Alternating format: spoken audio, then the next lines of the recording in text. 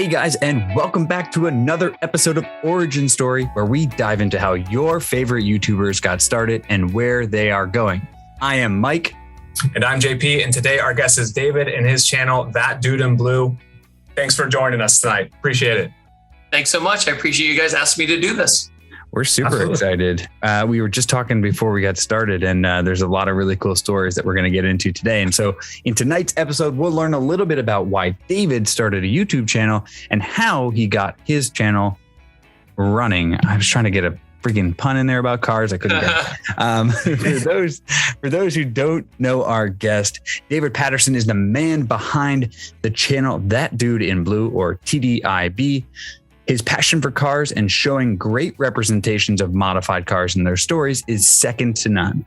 He also has an amazing ability to give a unique review from the driver's perspective and the potential builder, but he also shows how it fits into car culture, how it fits into the car show culture and the drifting culture and all of the car culture that I learned so much about by watching his channel, because it's something that you don't really understand unless you're in it. He loves a clean car as well, in so many ways, from building a beautiful engine bay to keeping your car clean with his own line of car care products, Patterson Car Care, which we will talk about in this.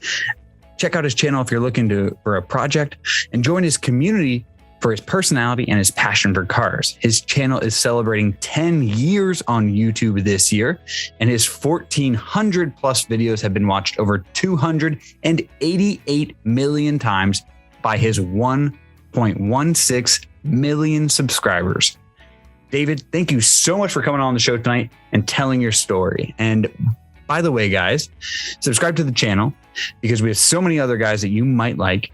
And make sure you give a comment down there telling us what your favorite video of David's is, and give us that thumbs up. It really helps our channel. And check out the iCard right here to go see David's channel if you don't know who he is.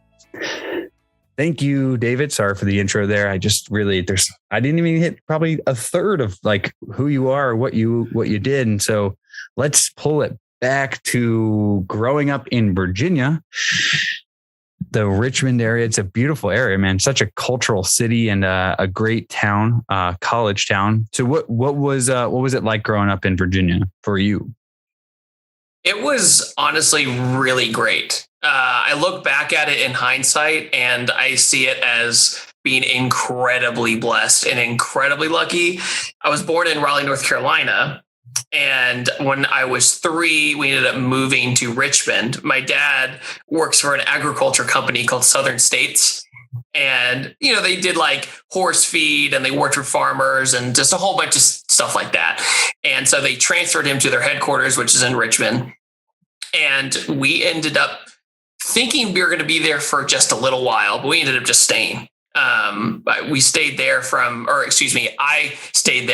from age 3 till 20. And then, around 20 years old, 19 to 20, moved to Virginia Beach and then came back for a while.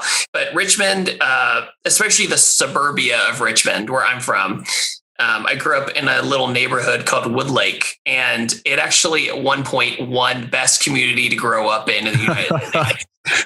Was it voted that when you were living there? Yeah. And created by your own community. But what's really amazing about it is it makes me sound really spoiled. But at the same time, my parents were not that well off, like when we moved there. And the thing is when we moved there, what made Woodlake so amazing was they had neighborhoods for everyone. So they had like a tier system, almost like how General Motors has their brands.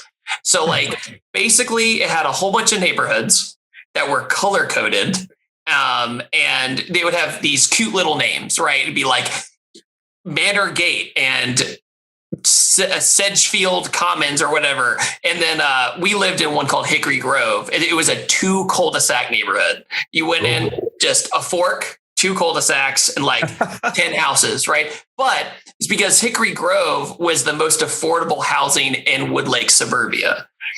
But every single neighborhood was hooked by a bike path, so kids could never get lost. No way. So you could literally like ride your bike literally around the 8 to 10 miles of Woodlake or whatever it was. and you could just remember where your friends lived because all the neighborhoods had different colors. She'd be like, oh yeah, my friend lives in the orange signed one or whatever, it'd be called whatever name. And so it created a really good sense of community. It was right on a reservoir called the Swift Creek Reservoir. But the way the neighborhoods worked was you could like start in Hickory Grove with a house that was like $100,000 or whatever. And then you could graduate. There's this one neighborhood that was like the top tier one. And it was called like Clipper Cove or something. It was really pretty. Madrona Estates or something. Yeah. It was like the bigger houses and like imagine like a 90s big house, and it just, now looking back at it and also moving to other areas, I didn't realize how rare that kind of community was. And, we had swimming pools, tennis courts, like all that kind of stuff for super, super cheap prices. And so when my parents looked at Hickory Grove, they're like, we can't live here. Like, we can't afford this, and then they realized how the system worked there. And they're like, oh my God, like we can raise our kids in like a really good area. And so I am definitely not an underdog when it comes to like living in a bad area. I'm not going to ever say that. I was very blessed. I had a great upbringing. My parents gave me a lot of independence. And honestly, I think that's why I pretty much never rebelled against my parents, which is super unique for like a teenager. Because my parents were very good at explaining things. They're very good at like, look, you could go do this, but here's the consequences of what could happen. Not saying it's going to happen, but what could happen. And I'd be like, no, my parents have made it this far. Maybe I should listen to them, which kind of made me this goody two shoes, unfortunately. And in school, it was pretty hard for me because when people were mean to me, I literally didn't understand. When I say I was bullied, it was kind of this gray area. I was bullied pretty hard in middle and high school because I was very short. I didn't get my growth spurt till I was 20 years old. No way. Yeah. So my dad was a late bloomer. And I ended up in 9th grade, I was 4'8". What? So, easy target. Whoa. Yeah. How tall are you now?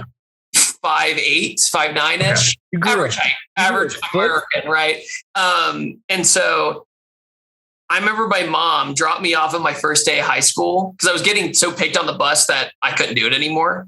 Right. And my mom dropped me off and my backpack was like bigger than me. So I was leaning over like a turtle to carry this weight of all these textbooks. And my mom was like, I'm dropping you off at the wrong grade. Like she was straight up just like, you're so little still. And so I ended up going to see a doctor for growth. And they're like, we're going to test your hormones and all that. So I ended up having to do a whole bunch of testing. And when they pulled my results up of all these hormone tests and blood tests, they're like, the way I compare it to was my chart, my future predictions looked like a dino graph. Like it was just like flat, right? Like I wasn't going to ever grow. And then it was just like, boom, power kicked in. And they're like, you're fine. I was like, you're telling me I just did like a year and a half worth of testing, Just stick it out, bud. Yeah. But over time, like I made friends with people, but a lot of the times it was almost for like survival, like social survival. So right. I had close friends, but I tried to be friends with everybody. And that just unfortunately doesn't work during grade school. Because then, one friend isn't like that other friend you hang out with. And with my family's values, my family grew up in Appalachia in Kentucky. We're talking Southern drawl. On my dad's side. So like if you asked a question, it wasn't why, it was why, so yeah. But I had an incredible extended family, really great Southern hospitality. My parents went to high school with Billy Ray Cyrus, same high school. So that's the family values. Like it's all about like being kind to each other, love your neighbor kind of stuff. So when I did encounter kids that weren't on that wavelength, I had a really hard time combating that. And, but later in life, I kind of like had a very lost path. I didn't know what I wanted to do because I kind of, like most people, hopped around a lot until I really found my footing. I think that's what high school is mainly about for a lot of it's not easy for anyone. And I think it's it teaches you a journey and you try and make friends, but there's all these games and it's tough for everyone, but definitely growing a foot in, 6 years, it's 2 inches a year. That's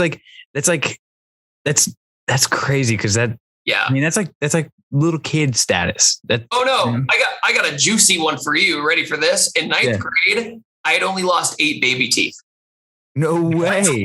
I still had all the rest of my baby teeth. That's against world record. Right. Because my permanents weren't lined up perfectly with my roots. So they weren't wearing them down. So did you tell anyone about this? I've never told this one. Yeah, I would have known. Well, I was going to say, like, in school, could you imagine telling someone? Guess what? I had to, because went to the dentist. They did my x-ray. They said, dog, you have full roots still. We have to remove these. Yeah, they got to pull them. They got to force your teeth to come in. So in ninth grade, I got my canines and these all removed right here, 4 at a time, and then 4 at a time here. And then, so total of 8 teeth out of my mouth, 4'8", glasses, and a buzzed haircut. And how?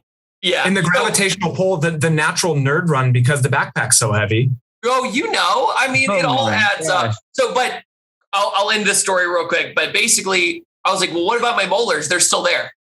And they said they'll come out on their own once the others are out. I go, oh, okay. So I'm sitting in algebra class and I'm terrible at math. And I am locked on. And a kid named Eric was sitting next to me, brand new seating chart. You know, when you had to try and get along with the new person. And Eric and I ended up being pretty good friends, but he pulled out the Motorola Razr and he was like, check out my new phone. And I was like, that's pretty cool, man. And right when I said that, I accidentally spat a molar out and it landed on my binder. And like a perfect blood trail, like down my shirt, then onto, and Mrs. Dante, she saw it and she was like, did you just lose a tooth in 9th grade? I'm like, yeah. This is actually, can I go to the clinic, please? This is actually the 9th tooth I've lost this year. Yeah. So, but yeah, there was one point I was in the cafeteria eating like Jello and soup, for a while. But how painful was that to lose, like to get the teeth pulled? Obviously, you're on Novocaine. That was horrible because you don't really realize. Yeah. So people don't realize that. Like when you get your teeth pulled, you have full roots like that. They basically use pliers. That's basically what they're doing. I mean, you lay down, they don't put you to sleep or anything. It's just like numb you up, bam. And you're going to feel some pressure. That's it.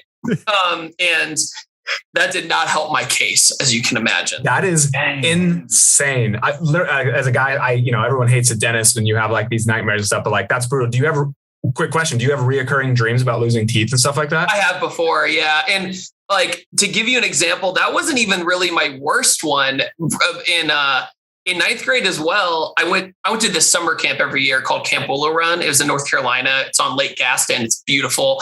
It was a church camp I went to every year. And it was cool because you would like go wakeboarding and all this cool stuff, high ropes courses, the whole thing. For sure. Well, the cool thing about this place was that it was themed like a train station. So they had this big real locomotive up front, and then all your living quarters were boxcars. That's so cool. Okay. Yeah. So it was a dream place to go as a kid, right?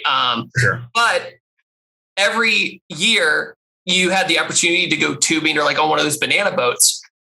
And I was in that weird area of age where everybody was too cool to go do it. Yeah. I was like, I'm going to go do it. And one of my friends, Alex, also wanted to go do it. And he was a foot taller than me. He had hit puberty and everything. Like he was good to go. I was still little. We get on this banana boat. They knock us off. Alex lands on me and hits me in the head. I'm bleeding. It's bad. Alex's teeth were all messed up. So we ended up going to the hospital, and long story short, I got diagnosed by a human bite. That was my diagnosis. So he had fallen on my head and put a big old gash, freak accident. And I had to get staples in my head, and I went right back. And then I was known as Staple Kid every year when I came back. Okay. Yeah, but I love the idea that you got medically coded as a human bite though, because you're a statistic now. I know, right? Well, it gets better. You're a handful of statistics. You got stats everywhere. It gets better. In junior year, This is my last high school story. You lost a leg and regrew it. I almost lost this finger in first grade from a door. That's a fun one. It was on the hinge side of an elementary school door. But then in 11th grade, I had this one kid. We were doing the Bunsen burner experiment. We all know it, chemistry class. Yeah. I was on the verge of failing chemistry, not because I was lazy. I was just terrible at it. And I couldn't figure it out. And finally, the pH test with the Bunsen burner, I actually understood. I was like, oh my God, I can do this.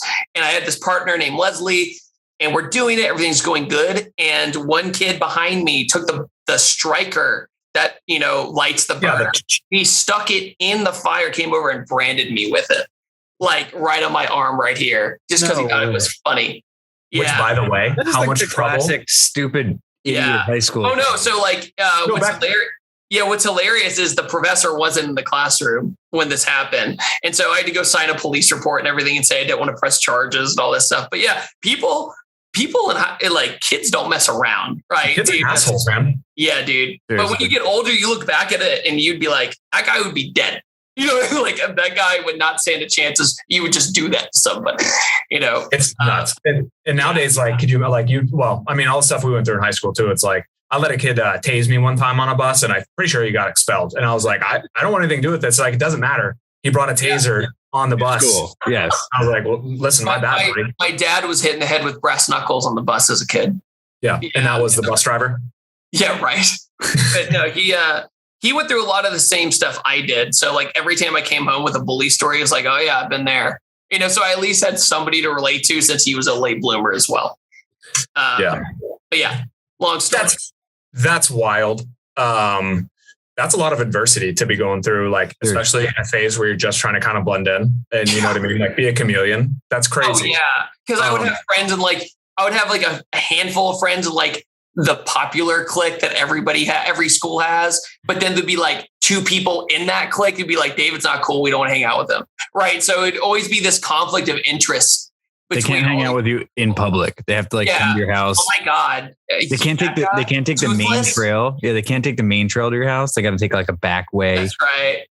Yeah. Well, that's kind of the thing. It's like, we talk about that and like kids are mean, but then, just a note on that, like sense of community, riding bikes everywhere. Cause that's big. So like, that was probably like a safe haven for you, was like getting out of school, riding your bike and like hanging out with your buddies and cruising around. Were you like BMX, mountain bike? What kind of biking were you into?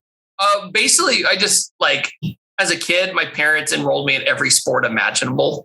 Right. And so I did track, cross country for 7 to 9 years, did basketball for 7 years. And since I was so short, I was only a shooting guard. I could only shoot 3-pointers, or I'd get annihilated. Right.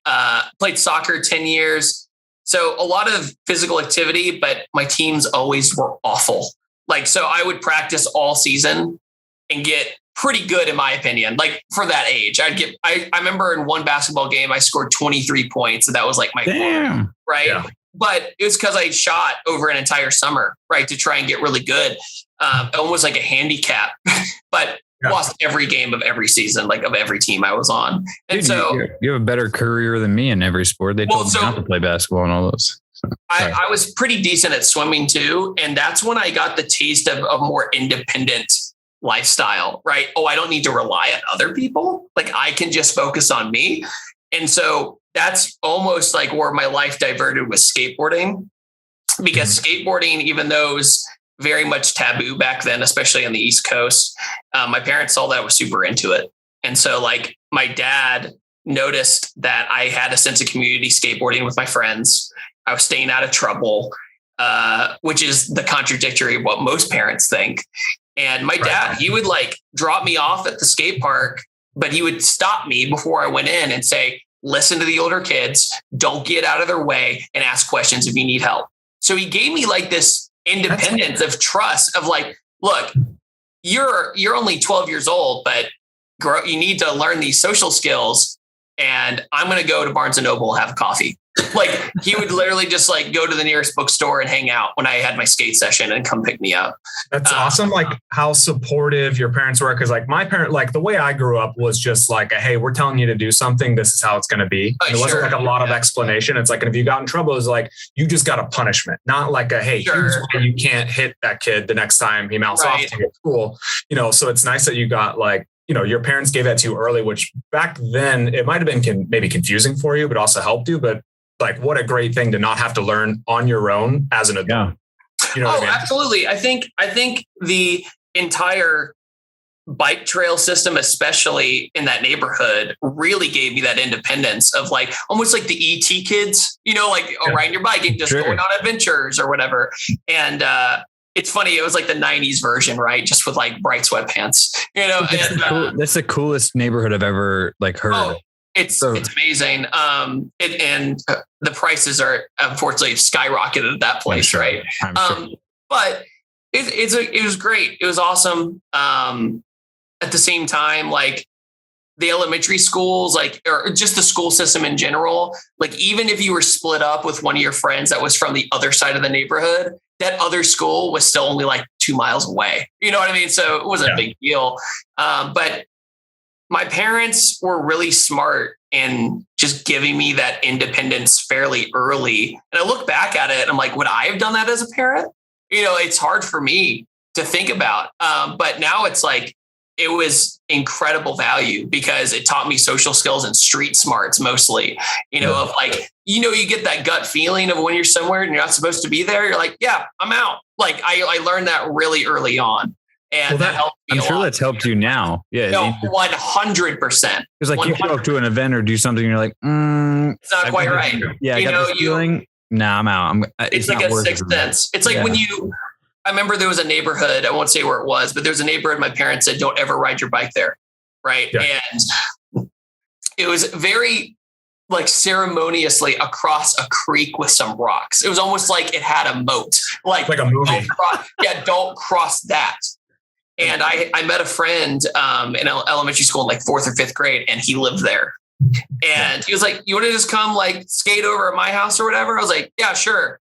And I remember breaking that rule, right, and going over there and me like, yeah, my parents are right. There's something shady about this place. I couldn't put my feet in. The next thing you know, they were right. There was like a crime there or whatever the next day. So. Yeah, you got some kid like shooting at you with like BB guns, airsoft guns, or something. I played airsoft like it's nobody's business. What's crazy is, so I grew up maybe in a different neighborhood, but like this is a random anecdote, but like we used to run around with airsoft guns and like fully automatic like airsoft guns that were realistic that we would paint all the tips black in the middle of the night from like midnight to 2 a.m. in neighborhoods. And it's like, if you did that now, you get shot immediately. Over. I did the same thing. I built bunkers and stuff in my backyard in the woods. Like I did that all the time. But my neighbors, I really look back and man, they put up with a lot. I mean, they put up with, I played paintball in my backyard. I played airsoft, which was a lot louder than airsoft. You just hear everything bouncing. I accidentally shot out a window with a BB gun. That was fun. Of a neighbor's house? Oh, of my house. Of your house. Which, to be fair, 2 months later, my dad woke me up at 4 a.m. and said, we're going somewhere. I go, where are we going? And that was the day I learned firearm safety. And I was 13 years old. He goes, you can't handle a BB gun. Guess what? You better learn how to do the real thing. And the best parents in the world. That is such a great parenting thing because so many kids get these guns and then they have the unreal expectations of what it's going to be. Like, if you're going to shoot a firearm, I'm going to teach you how to do it safely. Right. And so what the power is. Being a good old boy from the southern end of the country, right? I mean, that's just how more people are raised. And so, for sure. And this is not me being political whatsoever. It's just, it's part of the culture. It really is. I mean, and when you're around them earlier in life, you're able to respect them more. It's that simple. And the first rifle I ever fired was a 30-06, like giant, like hunting rifle. Yeah, it was great. It was awesome. You didn't want to warm me up with like a 22. Oh no, he was like he had literally the "you gonna learn today," like yeah, kind of thing. Well, that's you'll learn respect very quickly when you're operating something like that. You know what I mean? Absolutely, That's wild. It's great. Yeah, no, I wish my parents got that mentality. They're from Louisiana, but anytime I got in trouble, they're just like, I'd wake up, my dad's like just got back from picking up like several yards of bark dust, and he'd be like, "There you go, that's your punishment." I'm like, "This isn't teaching me anything." No, don't get me wrong. I still got punished for stuff, but like when it came to those, like, I think you could almost call them turning point moments, right? Of like, I could have been a different person had they not handled it differently, and so I think the big one, when I tell people the story of me being dropped off at the skate park, people like lose their mind. They're like, my parent would never do that. And, but I think it's because my dad grew up in a mountain town in Kentucky. You know what I mean? It's just like part of, you would hang out with your friends and go fishing or whatever. And there's good people there, I'm sure his parents, like, you'd ride your bike, go fishing with your friends, like you're saying, and you come back before the sun sets because I don't have any other way to connect with you, right? Like, exactly. It's not a carrier pigeon. Like, I don't know. It's not going to find you. Yeah, that's a mentality. I guess you could say that's a very Spark Notes version of my childhood. So I want to pull it back to like another. I'll let JP actually pull it in here and kind of start us on a different direction here. I mean, same thing, but like as we go through these progressions, like for me, especially growing up in neighborhoods, it was like, I was like I was doing the same stuff you were: airsoft, paintball, BMX. Some skateboarding here and there, also mixed in with like playing like high level soccer and all these things. But like, then what really caught my interest was like my friend's brother, his parents bought him the 2000 Civic Si in blue, fully spec'd out. And that immediately was like, car culture is my thing. I love it. So what got you into cars? Like, were you into cars even before that? We all know the posters on the wall and all that stuff. Oh, like, sure. What was your first introduction to cars? And when were you like, this is it? That's a great question, because for most people who don't know my backstory, assume that I was basically born into it, and it couldn't be farther from the truth. And I want to stop you there too, because before you tell us exactly how you got in, the first video, and I don't want to get ahead of myself as well, the first video on your channel, you're talking about this Mustang that your family had. So I automatically assume like car culture was in your family. So I'm glad that you're saying how it happened. So sorry to stop you, but I thought it was a good point. It's a great point. So my first introduction, I would say roughly, was my two uncles. One unfortunately passed away from a heart attack when he was in his early 50s. And then he was from Annapolis, Maryland. And the other uncle is my uncle Eric, who's down in Florida, and he had a whole bunch of different cars. Like, he wasn't like into modifying or anything. He was just an enthusiast, and he worked for General Motors for a little while. So he was in it, like he understood the industry very well. He understands it from more of like a manufacturer standpoint. He still to this day, I believe, still has the second car I ever drove manual in, which was an AP2 S2000. Great car, right? So he was are all gearboxes like this? Yeah, right. So he was like, but here's the problem: is that my family is all over the country, right? So my family in Richmond, we are far from everybody. So it wasn't like I was hanging out with Eric every day or hanging out with my other Uncle Mark every day. Everyone was in different states. So that just wasn't really a thing. My mom's side, they were really more into like computer programming and stuff like that. So for me, cars were not something until much later in life. So I originally wanted to be a paleontologist, which is, I know, a really big diversion. I was absolutely obsessed with dinosaurs as a kid. I mean, I when I went to the library, I'd get like 8 books, right, of all the dinosaur stuff. So you started. Let me guess. Land Before Time. Gotcha. From the Land Before Time. Come on. Then we go to Jurassic Park. Yeah, I had a floppy disk video game for our PC. I had all like to teach you all the names. Like, I was in it. Like, I was like, this is it. From a super early age, I was like, this is what I want to do. This is it. And so until one faithful day, I had the dual VHS box set of Jurassic Park my mom got it for my birthday, and I put in the wrong tape. And it was the special features tape. And it was how they made Jurassic Park. Oh, wow. And so I was like, this is way more interesting. And so I was like, making movies is cool. Like, that's pretty cool. So I ended up watching all the special features of every movie I like ever came across. And I was only like 11 or 12 at the time. And so, especially when DVDs came out, I would watch the special features before the movie, almost accidentally spoiling the movie. Yeah. But that's what got me into filmmaking, which I promise circles back. So I got really into filmmaking. So right around 2000. You don't understand what you're talking about, though. Yeah. Kids, they only watch it on Netflix. They don't see the special features and those kind of things. Right. It's almost a lost art, you know. And so in 2006, I started watching things on or a little bit, I'd say 04, 05. I was watching things on eBombs World and funnyjunk.com, Newgrounds, like all these big websites before YouTube. And people were doing that stuff for free because it was fun. You know, they're doing flash animation and stuff like that. And the video that might have been the turning point was this. It was a video called Ryan versus Dorkman, and it was a lightsaber duel. And it was these two kids who made this absolutely incredible video using Adobe After Effects. I mean, it was amazing. And I was like, you can do that? Like, I was like, you can do that on your own, like without a full production.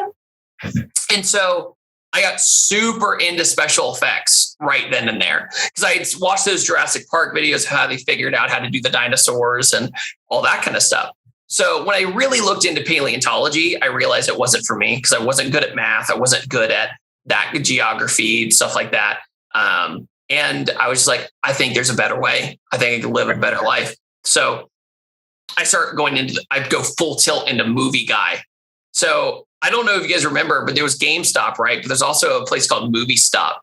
Yeah. Yep. And I would, in high school, I would drive to Movie Stop and the movies, they were like $1. So instead of renting, I would just pick a random movie and buy it for $1 and just watch it and be like, that's stupid. I didn't like that part, and analyze it almost like a critic, you know, right. And be like, oh, that's how they did this special effect. So self-teaching myself all this stuff. And I was using Windows Movie Maker to give you perspective. So did that, got way more into the special effects. And Ryan Weber, the guy in that video, had tutorials on how to do like the lightsaber effects and stuff. So fast forward to 2007, I made my first ever semi-viral video ever. And it was called Jack versus David. And it was a complete knockoff. And it was a lightsaber fight between me and my friend Jack. And it took me 3.5 months to edit the whole thing. Because you have to do something called rotoscoping, which is frame by frame. So you get it. It's horrible, right? And put it out there. And then I ended up creating this, look, in hindsight, it's incredibly violent series called A Walk in Random Town. And basically it was live action robot chicken, basically. Yeah. And they're really cringy. And I'm so sorry if you ever go back and watch them. But basically it was an outlet to practice my special effects. So I would come home from school and be like, hey, can we do this gunfight scene real fast? I just want to practice my muzzle flashes. Or, hey, can we do this scene real quick? Next thing you know, I'm just stitching these all together. And like, because they have it's nonsense, right? I'm like, this makes no sense. So we called it A Walk in Random. So when people clicked on it, it made no sense, but people ended up liking it. And so they get like 300 to 400 views, you know, back then. But in 2007, that was pretty good. Where were you posting them? On my first YouTube account. Okay. So that was like 300 views in 2007, 8. YouTube is. Yeah, it wasn't too bad. So I start really going head first to the point where I was making a video almost every day. I was like, okay, filmmaking. I want to work in Hollywood. That's what I want to do. So this is 2007, 2008. I've already decided what I want to do. Grade school feels like it's a waste of time. You know what I mean? At this point, you're like, I want to be home making films and movies and practicing. I don't want to be here. This is stupid. I always hated school, to be honest with you. Yeah, I was never the herd or part of the herd. You know what I mean? I was just like, I already know what I want to do. Let me go. Like that's kind of like what I bet your learning style too is also like visual learner. Like, you're very pragmatic. Like you want to do something with your hands or like, terrible at math. Experience it. Terrible at math. I need hands-on experience. That's what I need. 100%. Yeah. And so the theory of right brain, if that's a true theory, right brain, like as far as it goes. And so I struggled with math and I struggled with algebra and statistics, all that stuff. So anyway, hit 2009. I graduated from high school and I was actually in a criminal justice class because I thought about being in law enforcement at one point. Here we go. So I joined criminal justice and it was for Chesterfield County, Virginia, which is where I grew up. It was, how like a high school will have like a tech program. Yeah. So like I would go to my normal high school one day and then I would go to the other school the other day. And I had to wear a uniform and whole thing. And I remember the first time in uniform, I walked to a gas station and somebody spit at me and said pig. I was like, no way. I was like, wow. So that gave me a taste of what I might have in store later in life. And I was like, I don't know. And then I realized that I was just way too nice to be a police officer. I would let too many people, like with speeding, I would let everybody go. That was my problem. So we got taught how the LiDAR system works and the radar system works and all this stuff. And I was like, yeah, this ain't it, and I knew eventually I might want to have a family later in life. And it's very hard to have a family if you're a police officer, and that was like another thing. So all these different factors leaned me more into Hollywood. So I'm like, well, I can't afford to move to California. And I didn't get into USC. So what's my plan? So I ended up going to a community college for a semester. Man, I hated it. I hated it so much. It felt like we always joked it was 13th grade. What'd you go for? Was it just kind of like general, like, hey, it was like gen general eds, studies? just to knock off the gen eds. Yeah. And then after that, I ended up transferring to a film school in Virginia Beach. And then after that, that's where I really got my foothold in Virginia Beach's car culture. I started loving cars when I got my driver's license. That's the official moment. I was super into them with like Fast and Furious and blah, blah, blah. But those are like pieces of media that I liked, right? It was like you had Need for Speed Underground, Fast and Furious, those games, those pieces of media, those definitely added influence for later. So that's the way I look at it. It was like almost like you're lighting a match, but it's just not quite hot yet.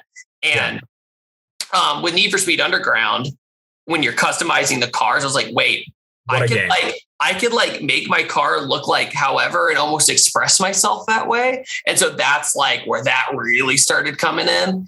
But when I was 17 and I officially had my driver's license, that was it.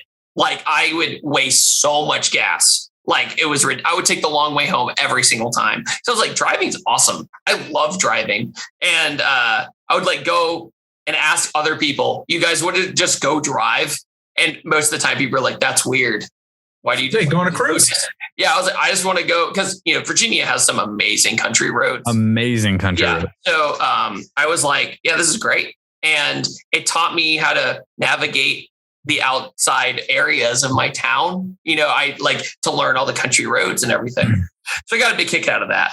And so you're in Virginia Beach now at film school. This is 2010. Yeah, like early 2010. So right before this channel starts. And so you talked about this car culture in Virginia Beach. And so what was the first kind of car that introduced you to the culture that you are part of now? So like, what was that? What was the first kind of introduction to where you get to the channel?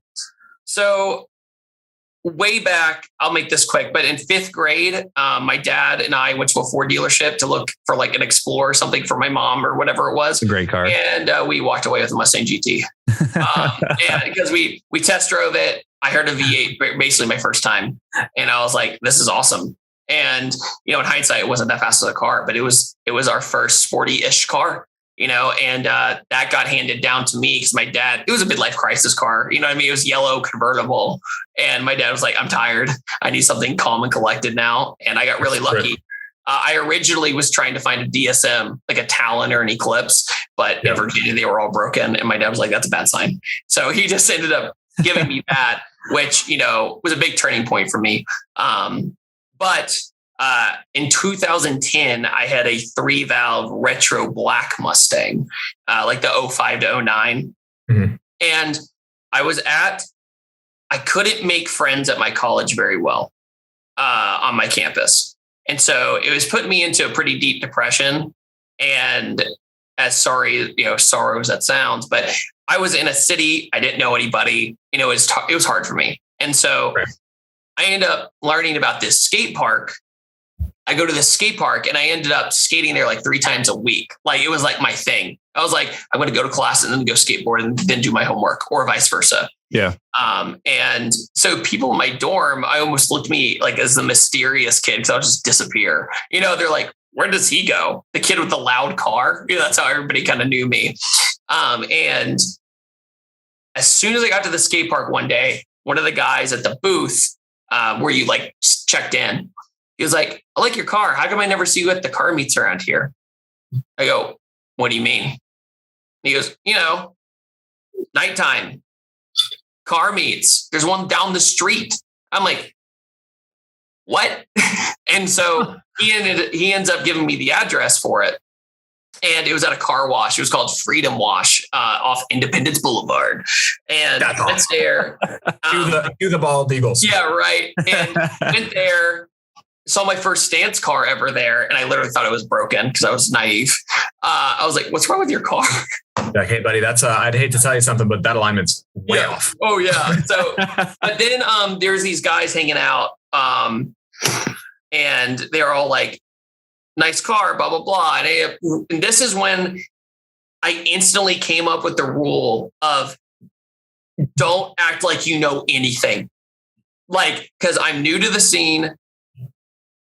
Don't act like you know everything and just ask questions, right? That's the instinct from the skateboarding that your dad taught you. Exactly. Yeah.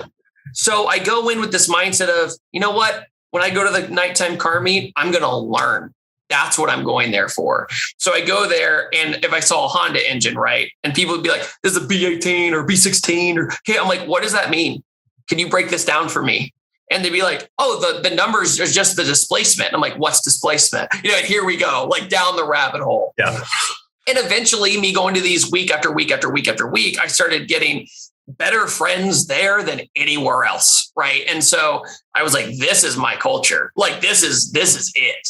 Right. And don't get me wrong, there's of course toxic people at these places, but there was a lot more people there that respected me for just wanting to be there and learn from people.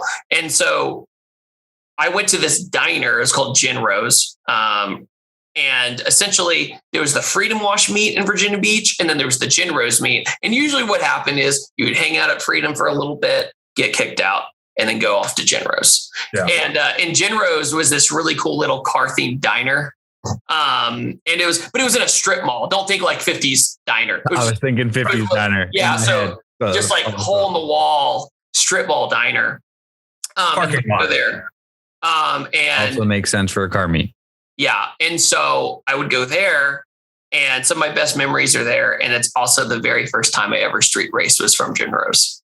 So this is the topic that we want to kind of talk on too, because we'll get into like the street racing piece. Mike, unless you got a question before this. No, I was before we can get into street racing in a second. And it's just like this simple like, I feel like you didn't fit in all these sects. You didn't fit in here. You get to college and you finally find what you find is your passion. You love filmmaking. Yeah. You get in there and you're like, man, I don't fit in with these filmmaking people. And you goes back to the one place you felt safe because maybe your dad just left you there to become a safe person. Yeah. You go to the skate park and then this guy's like, I like your car. You finally find the people who are non-judgmental. You're there.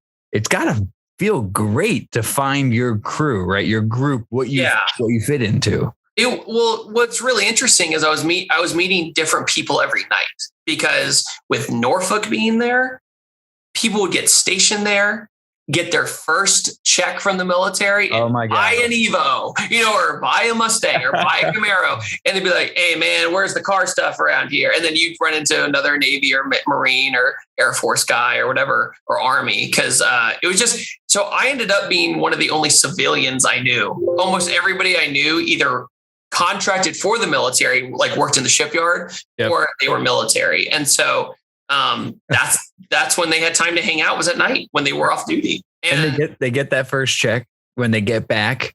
And they get back and they have a couple weeks before they have to start training again. Yeah. They go to the car lot, they buy their first car cash and like, oh, I'm a badass. Right up and to then that. come do the car show for 3 weeks, 4 weeks. Then they start training again. Then they're deployed again. They're gone for 8 months. You know, it's got to be a crazy cycle. I had a lot of on-off friends. That's for sure. It's got to be great to be a car salesman there too at the Ford or Chevy dealership. Yeah, just selling PTs. I mean, the Ford F-150 turnover there has got to be just but anyway, real quick. Do we just want to officially state that skateboarding is the gateway drug of drag racing? You want to put that on the record? I would say a lot of people graduate from extreme sports to automotive. I would agree. I would say it's also a gateway to culture and finding like a crew in a sense. Like exactly. you can skate individually, but like it's so much more fun to push yourself with your friends. And everyone quits skateboarding when they don't have any friends to skate with anymore. Agreed. That's what happens. And it's just like car stuff. You don't have car friends, you're kind of out of it. You're kind of done. Yeah. And everybody kind of supports each other.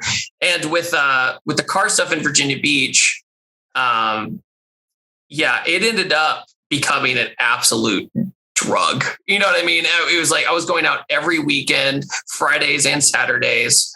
And I would go to class, come home to my dorm, do my homework, and leave, and don't come back till like 4 a.m. You know what I mean? And my roommate would be like, "Where are you?"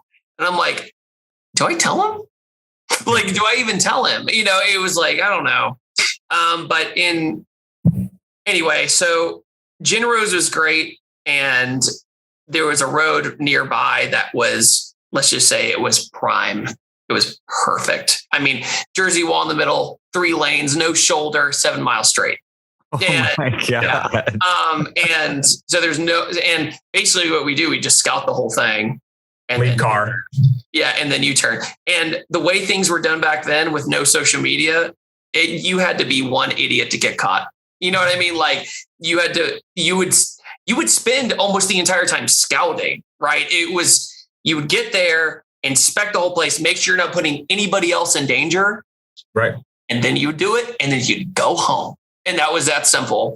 And so it was a more pure form of car culture, in my opinion, which makes me sound very old geezer, but you had to know people, you know, in order to find it. You almost had to be invited to this secret society kind of thing, which makes it sound very like Illuminati, but it's not. You know, it's just like somebody would approach you and be like, "Come to this almost borderline secret thing," you know, and you would go and meet some of the best people you've ever met. And there was at one point, I lost count of how many times I did it, but there was one moment in particular I'll never forget. I was still in the black Mustang, the 3-valve. And I was racing an F-body Camaro, like the Catfish one. And both of us at the track ran 13.4. Exactly. Like it was the exact same ET, everything. And he was a good friend of mine named Ryan. And he was like, "You want to go on a fun run for a driver's race?" So our races were always driver's races, like who would have the better night. And so we'd go out there and go door to door and door to door and door to door and door to door. One day, I was like top of 5th gear, and I look over and cop, like on the other side of the wall, turns his lights on. And while we're going, God knows how fast, I look over at Ryan and he just shrugs, and we just keep going, you know, because it was one of these things where you're like, what are they going to do? You know, I mean, don't get me wrong, they could call somebody in hindsight, but physically there was nothing they could do. Like, because they'd have to drive that 7 to 10 miles back. And what was really cool is the line to the jurisdiction was at the end of that straight. So everything was very much planned. So I had great memories doing that, but unfortunately, we kept getting kicked out eventually for, you know, obvious reasons. And I kind of lost my car culture for a while. And then on a different note, in 2012, I'm still in film school and I'm working on film sets, or at least like internship, doing intern stuff. And I wasn't having it, it wasn't giving me any personal fulfillment. And I was like, I'm kind of screwed, and so I got really, really depressed. Ended up, for the only time in my life as of right now, I ended up getting therapy. And what's so crazy to think now is I was only there for probably 2 or 3 months, like once a week. And I give him probably the biggest credit of saying, David, all you do is talk about cars. Why are you in the film industry? Dang. And so that was like ding, ding, ding, ding, ding. So I was doing that Dude in Blue at the time, but in a much different way. It was short films with special effects, just like my original channel. And it never took off. I'm talking weeks of effort in video after video and just nothing. And I was a part of this movie club called Like Totally Awesome. A YouTuber named Philip DeFranco ran it. And back in the day on YouTube, they had video responses. So like video comments. I don't know if you remember this, but instead of commenting, you could reply in a video, like a 5-10 second clip. No way. Yeah. I don't remember that at all. So people would, people do crazy things in those things. So, but the way his movie club worked was he would give you a Netflix code and say, let's all watch this movie together. Then when you watch it, do your brief review of the movie, make it a video response. Then he would montage everybody's video response and review for the next video. So here's the thing. He would give everybody names. So like, he wouldn't call me David. Right. He called me That Dude in Blue because he noticed I was always wearing blue. Right. So it'd be another guy like Car Guy with glasses. A guy who sits in room, guy who's for some reason outside, all these weird names. And then I gave myself that moniker and then it just stuck. And then when I uploaded my first car video, because I was watching people like Matt Farah and everybody else, this was like peak of my hooliganing, right? In Virginia Beach. And I was like, I can make car videos. I have the skill set. Why don't I try it? And not skill set knowledge wise, but filmmaking wise, I was decent. I wasn't terrible. I was okay. And so I gave it a shot and that video got like 15,000 views. And I was like, holy crap, this is it. And that's when it all started. I got 2 questions here. So, one's a kind of reflection and one's a question. So I didn't even think about how you got started in drag racing before social media, and how social media kind of has changed the game, where you guys were drag racing for culture and for fun and for the friendship and for the love of it, not even thinking about filming it. And now it's like, got to get this clip so I can get these. It's kind of changed. It's weird to think about that. The whole world has changed. For huge cultural shift. A lot of clout chasing from people who buy cars and drive fast. Yep. Yeah. And so then, that's all gone. And so now you're in That Dude in Blue and you make this video and it goes out. Was that the first video that you have on your channel here? It's called 2006 Mustang GT Review Part 1. Yes. I think that's what it's called. Part 2. The first video. Yeah. Three. So the way that happened is I was looking at getting a different car. Right. And because I had my fun with the black Mustang. I was actually looking at like the BRZ and some other cars, but I wanted to get something faster than the one I already had because of, the stories I just told you. Yep.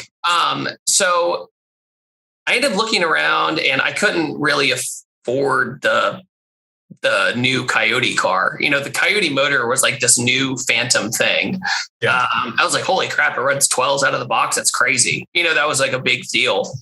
And so we go to Richmond Ford and I just go there to look at them because they did the facelift, when they did the darker taillights. Yeah. I was like, that looks good. And there was a salesman there named Roger Arnold. He had 2 first names. That's how I remember. You got great memory, by the way. Super nice guy. And he was like, you could probably sell that black one to us for a pretty good price and just use that as a down payment. And then fully admit it, have your dad co-sign it. And I was like, that's pretty smart. I just have to convince my father. Like you're thinking, Roger. Yeah. And so they make me an offer, and they offered me 13 grand for the car. And I was like, that's a great down payment, And so I ended up really crunching numbers with my dad. And at the time, I wasn't looking at this like an investment. We're going to get a cool car, and I think a lot of people have this misconception of like, I was able to get Smurf all by myself. And that's just not true. Right. I really did. I didn't say I didn't make payments, but my dad helped co-sign it. And that made all the difference in the world. That's why I was able to afford the car. But the second reason I was able to afford the car is Roger and I in the office built it and made it as cheap as possible. So we went in there and removed every single option, every single one, made it a base of the base of the base. And all we did was we changed the rear end gear ratio, which was free. You didn't have to have an upcharge. And then we put Brembo brakes on it. And that was it. So I had plasticky, gross cloth interior, but I didn't care. You're like, give me the chassis, give me the motor. I wanted the motor. That's what I wanted. I wanted that Coyote engine because I was like, I could do some damage with that thing, So I was like, yeah, let's do it. But at the time I did. My dad and mom didn't know what was happening down there. So fun, but they know now. So it's okay. They do now. Yeah, it's okay. So we got the car, and first thing I did was remove the factory exhaust mufflers. Like I already had Roush exhaust at my house. Like I was like ready to go. Yeah. And that's when you see like the first two videos with it. Yeah. I mean, all of this story right here is making so much sense because you start the channel with that 2006 Mustang GT review, trade in part one. I read it trade in and I was like, okay, this is a review. And I didn't really put it together that this is a trade in. Like, it's a terrible title. It's a terrible title. I mean, the thing is I was new to it. It's my first ever car video. Right. And I think I wanted to come across that I was getting rid of this car. Right. And that car I was getting rid of, and I think in a week, it was somewhere around there. Like I was like, this is my last hoorah with this car. You don't really allude. I'm not going to lie. You don't really allude to that in the video. Yeah. Oh, I know. I think the only line I have in that video that does, it's like nostalgia or power or something weird in the early part of the video. But my dad was like, he saw the first cut when it was all done before I uploaded it. And he was like, you might be onto something. And I was like, you think so? And he goes, yeah, keep doing it. I was like, okay. And so when the 13 comes in, that's when I just start going ham. I'm just like, let's go. And that's when I start getting a little bit of a following. I'm talking like 400 subscribers, something like that. But yeah, it really wasn't until the end of my college year. That's when I want to pull it back to that video because I did watch the first 5 videos on your channel. Oh, wow. And it's something I always do. I always like to watch like the first, the middle, and then obviously your top and the new and all that kind of stuff. And so, you referenced in that video, if you know me, you say that in there. And I was like, it's because I was sharing the video with my friends. That's why. Okay. Cause I was thinking, okay, he's celebrating 10 years. This video is basically on the cusp there. Is he referencing that he's hidden videos? No. Okay. It's just the fact that my friends in Virginia Beach and Richmond knew what I was into. And it was now looking back at it, I'm like, what a dumb line, but at the time, YouTube was so intimate at the time and it was hard to get a big channel. Yeah. I thought my only audience was people close to me. People you knew. So that's why I did it. That explanation makes it totally like everything is understandable in the whole video. It changes everything. It's like actually you say the title is terrible, but the title is terrible for what the context of the video is in today's terms. But really, when you look at it in that context that you're saying right now, 2006 Mustang GT review, trade in part one, all of your friends know you're getting a new car. Yeah. So you're like, I'm just going to show them what I like about my car, which you do. and you're like, oh, and I'm trading in, I'm going to bring you on my journey. Yeah. I'm doing it through video. Yep. Makes total sense. And actually is a fantastic title.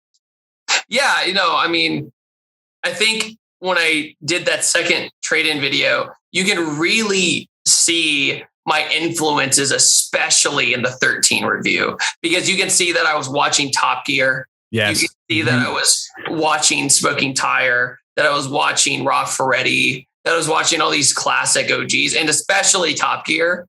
It was very Top Gear. Yeah. Top Gear, Fifth Gear. Yeah. So that's why I was like, do these people, not in a mean way, do they really need a big production to do something like this? Right? Like, is there a way to do this in an indie format? And at the same time, I was watching these other big channels, like the magazines like Edmunds and Motor Trend and all this. Yeah. And I was like, they're really about the data, right? They're about this car does this many G's around a corner and blah, blah, blah. And I was like, what if I go from a way more emotional standpoint? And because that doesn't exist on YouTube. At the time, it did not exist. If you could find someone, fine. It was very hard to find. I basically was like, okay, I'm going to drive my cars. I'm going to tell you why they're different. At the same time, just simply why I like the other one more than the other one. And that's it. No, like the black one, I went more traditional journalist. Like this car does 0 to 60 and blah, blah, blah. And I'm like, God, it's so lame. The next one is way more like, this is why I got this car. And this is what improved on it compared to the other one. And that's it. I told you the information you need to know. And in those two videos is fantastic, though. I appreciate that. You do grow in, and even through the first 5 videos on your channel, your growth is fantastic to see. Just how it obviously shows that you had film school and like you knew you were kind of writing scripts and planning out cuts and scenes. And it's much different than a lot of people's first videos that we see. Yeah. Well, all the special effects and editing experience, that's what really got me going. And so that's what made a car video feel like I wasn't working hard enough at the time. I was like, I just edited this in a day, like, whoa, like, and then it got this many more views. And I'm like, huh? You learn real quickly that work does not equal success, not all the time. I don't get me wrong. I still love making my videos look pretty and everything. That takes a way more effort. But at the time, the only way to get noticed on YouTube was to have some form of quality. It was the only way. If you were just some cat filming, pranker, or whatever, it was hard to get traction, right? And because people would watch that one video and do like a hard chuckle, go, huh, and then they move on and never come back to your channel again. 100%. So my attitude was, how do I get people to stay? Like, how do I get people to come back? Because if you only do this one cool video, then you're kind of doomed. You know what I mean? You got to like figure out a roadmap of what to do next. But I'm going to be completely transparent. Back then, I had no roadmap. I was taking what I could have. I remember after I did those first 2 videos, I did one with the Boss 302 manifold install, like very simple things like the Roush exhaust. And then I remember a company called Late Model Restoration offered me wheels, and I was so stoked. Like, I remember I was sitting in my car at the skate park when I got the email going, would you like to make a video about our wheels? And I was like, my first sponsor ever, it was just super cool. And I was just so hyped. But that's when I started saying, like, what are you going to do after college now? Because I wasn't able to make videos often because I was still in school. Were you working at all or just in school? I was just in school. Okay. I did like freelance video stuff sometimes. Like I did some wedding videos and stuff like that. Lightsaber battles. Oh, well, I will say though, people would see those videos and ask me to do something for them. Like, hey, can you make me whatever? I can a home video or something, and do that. And then I worked with a small studio in Richmond as well. And we did like informational videos, and it was like, I was terrible. Yeah. That's what I really was like, I don't want to get stuck in this life. That's where I was like, I do not want to do this. So when I graduated college, the day, I mean, I'm talking the day, in my gown, walked across the stage, came straight down the stairs, gave my parents my diploma, said, I never want to come back to school ever again. I don't care what anybody says. This is what I want to do. Here's my plan. And so I said, give me 1.5 to 2 years of living at home, and then I will save money, and I will make sure I pay for my car payment and my gas. And that's it. Right. And that was kind of like my plan. So look, I had a great support system, and basically said, if this doesn't work, go get a filmmaking job somewhere. But if you feel like you're onto something, we'll give you the chance. Because they go, look, you're young. This is the time to do it if you're going to do it. And so, I ended up packing up my apartment and moving back to Richmond with my parents. And I mean, that's fantastic, because like, not only do they like trust you, but they're like, hey, this is what you're passionate about, and we're behind you on that. Like, that's just fantastic to see. But also, like, you had put a plan together. You said, this is what I want to do. I'm passionate about it. Parents said, all right, we're going to support it. Which, I mean, that brings us to today, right? It's like, we're celebrating 10 years. It just happened in September. 1,400 videos, 1.16 million subscribers, over 288 million views, 25 videos over 1 million. How do we put this into perspective? Like, that's crazy. Well, you'll never really be able to, right? I mean, it's one of these things where when you're on the daily grind, how do I put And this is for like new people who are starting out and thinking about maybe starting a YouTube. Like, this is not something that happens overnight. This is I would say the most critical moment of a YouTube career is it's nicknamed by a lot of people called the X Factor moment. It's when that one video finally lands. Yeah. Right? And when you get that video to land, you better pay attention, because if it's something that took off, you better stay on it. Do not change course. Like, I have my X Factor video was a video called Jasmine the Evo, right? It was this 1,000 horsepower wheel Evo that a 24-year-old was driving in snow and ice and didn't die. Right. And so I was crab walking, I was hopping lanes because it was spinning so fast, all-wheel drive. And that was it. It got shared all over the world, got shared on Car Throttle's website in the UK, a whole bunch of different places. And I was like, oh my God. And I remember how stoked I was about that video getting 10,000 views in a month. Like, I remember how stoked I was. But that's when I was like, okay, this is it. And because December of the year before, I did my first ever review where I did like the musical intro and the normal traditional format. And people low production value. Right. And so I was like, okay, this works, but it's just not quite there yet. And so I kept practicing. And then when the Jasmine video came out, I instantly followed up with another Evo video like the next day. Right. And so it was like, oh, y'all like this? Here's some more sauce. Right. So I realized that my audience started to lean more towards the domestic stuff and the Japanese stuff. And that's when I was like, okay, the Fast and Furious era, that's what I need to focus on, and that culture.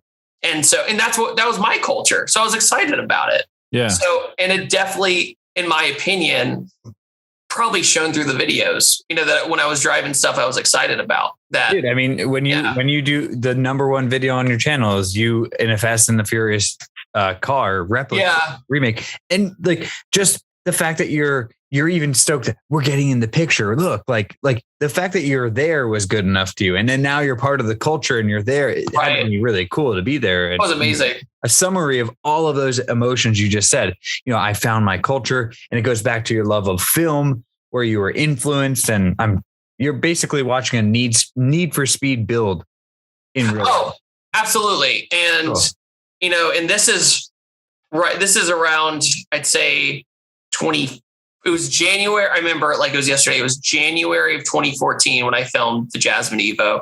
And it was somewhere between 13 to 16 degrees outside in a wind chill of like -5. And it was It was right off. It was right off the Chesapeake Bay, so it was so cold. And my friend James, he was always deployed. He was military, Navy.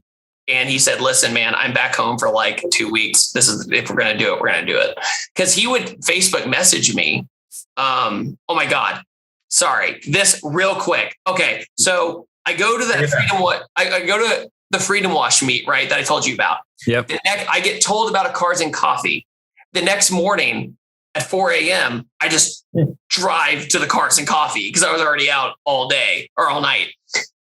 I then meet one of my best friends ever. His name was Brandon. He showed up in like a plasti dipped rattle can 350Z and super incredible guy. He was half tired. Free Fonzie plasti dip. Yeah. Yes. And so, but we end up hitting it off at the meet. He goes, hey, you want to get breakfast with me? But then after that, I got to run some errands. I go, sure. Get breakfast with him. Then he goes, I got to go dog sit for somebody because they're deployed somewhere. Okay. So we go all the way across the bridge, the HRBT, the underwater tunnel in Virginia Beach, get to this guy's house, feed the dog, open the garage, and there's a black Evo in there. And that was James's Evo. That was Jasmine. Wow. So I goes, check out this cool car. It makes 800 horsepower. And I was like, that's cool. And he just closed the door and I thought nothing else of it. And then 2 years later, I'm driving it. Sheer coincidence. Like, that's crazy. Yeah. Did you and James ever talk about the fact that you had already seen this car? And so I was in his house before I knew him. Like, that's what's so funny. Is like, I ended up when Brandon was at work, I was dog sitting his dog and James didn't even know about it. Like, James just like Brandon's babysitting the dog. It's all good. Yeah, I was helping him out. And little did you know, David. Yeah. So, and then we end up talking over Facebook while he's in the desert somewhere, right? Undisclosed locations. And he's like, I'm thinking about buying this part. I'm like, do it. You won't. And the next thing you know, his Evo's 1,000 horsepower when he comes back, and so his car would just get faster and faster every deployment because he would just get bored and order parts like when he was over there. That's amazing. Anyway, I think it's crazy. Well, it's a good point too. And like, just to go back to kind of like you kind of have always been kind of like around the tuner community too, which is different. Like, Top Gear, Fifth, whatever you wanted to watch back then, it was all, OEM, out of the box, manufacturer, tested cars, etc. But you kind of took this different approach starting out with your channel. And that immediately was like, all right, I'm getting a Roush exhaust for my Mustang. And you have always followed this tuner route, which is very interesting because it's not, maybe not today with a lot of the noise out there, but I feel like you were one of the first people that was like, I'm doing tuner cars. I'm doing this, and this that are like highly modified, etc. It was not the industry standard, right? It was it was something different. Yeah, because Jeremy Clarkson, and I quote, said, this is why we don't do modified cars, so blah, blah, blah, because they always broke on them, right? And when you do modified cars, guess what? Things happen. It's just part of it. But like you said, who was really doing it? There was really, like, when it comes to reviewing stuff, there wasn't hardly anybody. And I'm not discrediting anybody who was at the time.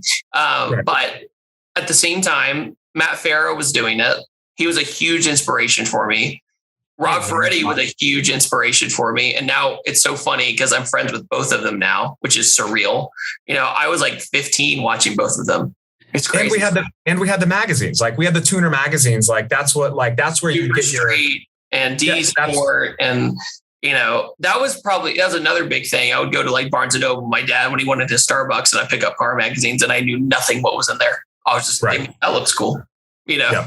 Well, I want to pull back to what you just said. So it's got to be interesting, right? I literally have a quote right here from early on, not being part of the herd, right? So you grew up not being part of any of these herds. You were watching YouTube and watching these guys like Matt create content. And now you've come full circle. You've created your own herd.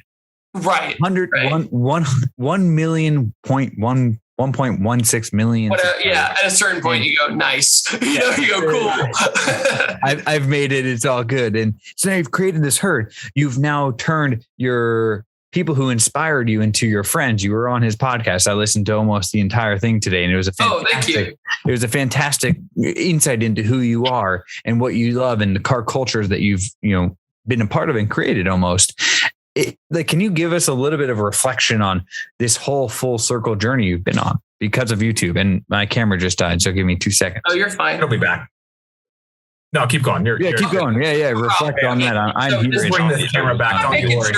I'm just making sure. Appreciate it. So what was really incredible was in 2014, which was probably my biggest year of growth. That's when I started, I call it getting gigs, right? Because I did those first 2 Mustangs that were both mine. Then you're like, well, now what? What are you going to do? Now it's like a friend's car. Like, hey, what if we did a quick video on this? I didn't ask. That's what's amazing. Okay. Brandon, the dude with the dipped car, he was just like, look, his 350 was the biggest POS 350 I've ever seen. Like the subframe was cracked on it, like all these horrible things. And we're hanging out at James's house while he's on deployment, because he's on deployment watching his dog. And he just threw me the keys and said, go make a video with a different car. Like literally, like he was like, just go drive it. I don't care. I'm like, are you serious? So on the spot, while the sun was setting, I rushed and did a car review with this car, knowing almost nothing about the 350Z. Right. So if you watch that video, it's me ad-libbing the entire thing. Like I'm just figuring it out as you go. You're like, you don't know anything about VQ35. That's interesting. Oh yeah, it's a V6 3.5. That's all I know. And rear-wheel drive. Yeah, that's all I got. That's about it. And it's funny because back then the algorithm didn't care about long videos. So my older videos are very short and sweet. It's like musical intro, a little bit of driving and talking, and see you next time. Was that like an aha moment for you, or did you always want to do that and you just never really quite knew how to get into it? Like getting into other cars and driving other cars. Oh, no, that actually didn't appeal to me about doing everybody else's cars. Because I thought people disliked me because of my Mustang, to be honest with you. I was like, okay, so they dig like me putting parts on my Mustang or whatever. And that's probably about it. Yeah. And then when I did the 350, people were like, this is cool. I like it. Keep going. And I was like, what? And so that's when I realized that if I just take the time to get to know people, really get out there, try to be more extroverted than I used to be, and just be like, hey, this is what I do, blah, blah, blah. Or actually just don't say it's what you do. A lot of the times people ask me for car reviews. It's not the other way around. It's usually that, which is nice. I did ask a handful of times back in the day, but it was pretty few and far between. I mean, once people saw that I could handle myself and that I wasn't going to crash their car, people were way more comfortable. And then Jasmine, the Evos, really when it cranked up to 11, because people are like, if he can handle that, he can handle pretty much anything. And so that's when the email started coming in for sure. Yeah. Yeah. And that's awesome. And because it's like, how do you get to that journey? And sometimes, obviously we just had, Tedward on, and like, he's built these different relationships, but everyone's got their avenue of like, okay, if you're going to be reviewing cars, like, how does that go about it? And it's like, how do you build the network, but how do you also like, you have to have trust first before you can get anything. 100%. I mean, there's a lot of people who ask me like, how do you get these cars and blah, blah, blah. I'm like, and most of my answer time is like 10 years. It's just time. It's invested time. Whether it's people or resources or companies or showing face, it's just putting in the time and not rushing things. Yeah. The Jasmine Evo review was 2.5 years in the making. That was like just planning and planning and planning and planning. And then the day finally came. And then when I did it, his buddy, Sean, who was my friend as well, he's from the Virgin Islands. He had another Evo called Nessa, like Vanessa. And so those were like the really cool Evos in town. It was Jasmine and Nessa, and I did them back to back. And so that car made 560 wheel at the time. And people were like, oh, you didn't crash that one either. And so that's when it was like, oh yeah, maybe I'll get to know this guy. And so I would go to the Night 10 car meets and be like, yo, I watched your video the other day. Would you like to do this one? And then that's when I was like, let me get to know this person, like actually befriend these people. That way, like you don't come across as that guy who just does videos. He's like, I want people to feel like that they're going on a ride with me, not that I'm taking advantage of them. But you actually, so that's the difference. So there's a lot of people who maybe behind the scenes, they make the person feel like they're going on a ride with them. But I think one of the major differentiators with your channel that I love is you actually take them on a ride with you. So in a lot of cases. I always ask the owner, right? And I didn't start doing the format with both of them until probably 2017. Okay. So I just wanted to experiment. I was like, let's mix things up, see what happens. And it's usually about 50-50. So I usually give people 3 options. I go, 1, you can ride in the car with me.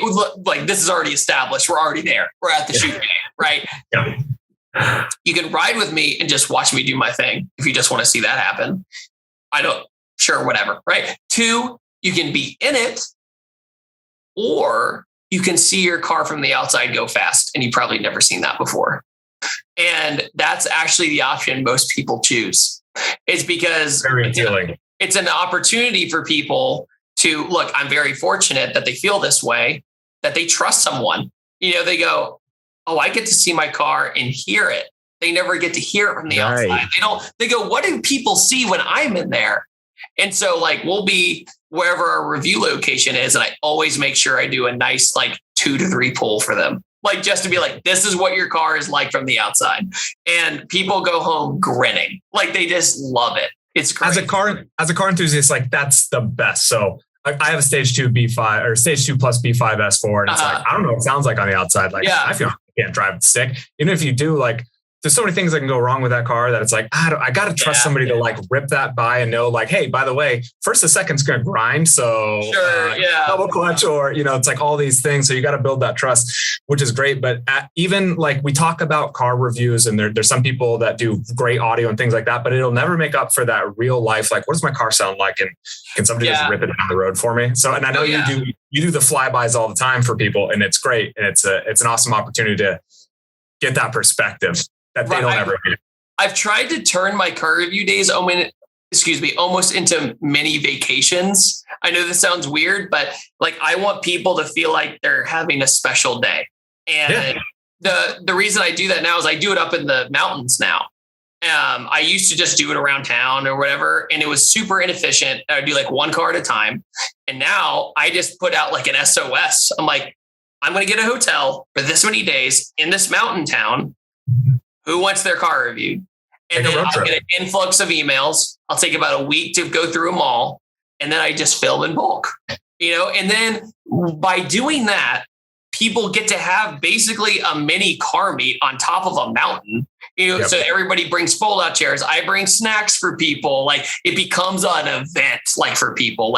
I traveled here because some people come from all over the country, right? Experience. So they come here and they sit down and they end up befriending people and getting their social media and getting their phone numbers. And it's not just bro, I got my video done or got my car done. It becomes I had a wonderful experience. We get breakfast in the morning. We go up, we grab lunch, we go back up. It becomes a whole thing. It becomes way more enjoyable for me because while I'm doing glamour shots, I can just excuse my language, but shoot the shit with everybody. That way it's not just I'm here to get my work done. It's that makes so much sense. And just, I feel like I'm bringing a lot of the full circle back to it. You're going back to exactly what you started in, which is kind of breaking. You're almost kind of going back to the pre-social media-esque drag racing where it's you have to be within the culture and the community to be invited. And now you create a sub community or subculture within it, which is part of your fan group, but that's a pretty amazing thing. So you go up to the mountain and you get your own personal hotel room, and then you say, hey, if you want to come, here's where I'm staying. Come join me. Here's where we're going to meet in the morning. Or you schedule the cars. You say, hey, I'm going to shoot you at 8:30 to 10:30. Or so basically what happens is it's so funny because that sounds way more efficient. For me, it ends up being from the start, everyone's there at the same time. Okay. So what's really cool is when I get there and there's people there before me, right? I pull up, they're excited. They're I woke up at 3 a.m. for this, and I'm sick. But then I start talking to this person. And as we're having this conversation, you hear the blow off of another car coming. And then you hear the exhaust of another car coming. It almost becomes this almost kind of vending machine for people to kind of, or like a roulette machine of like, who did he invite? Like what cars what is that? Is that a 2JZ coming up the road? Or so like people are like, what else do you invite? I'm like, we're gonna have to see. So people get really happy when they see like a Spoon S2000 show up or like just crazy cars show up.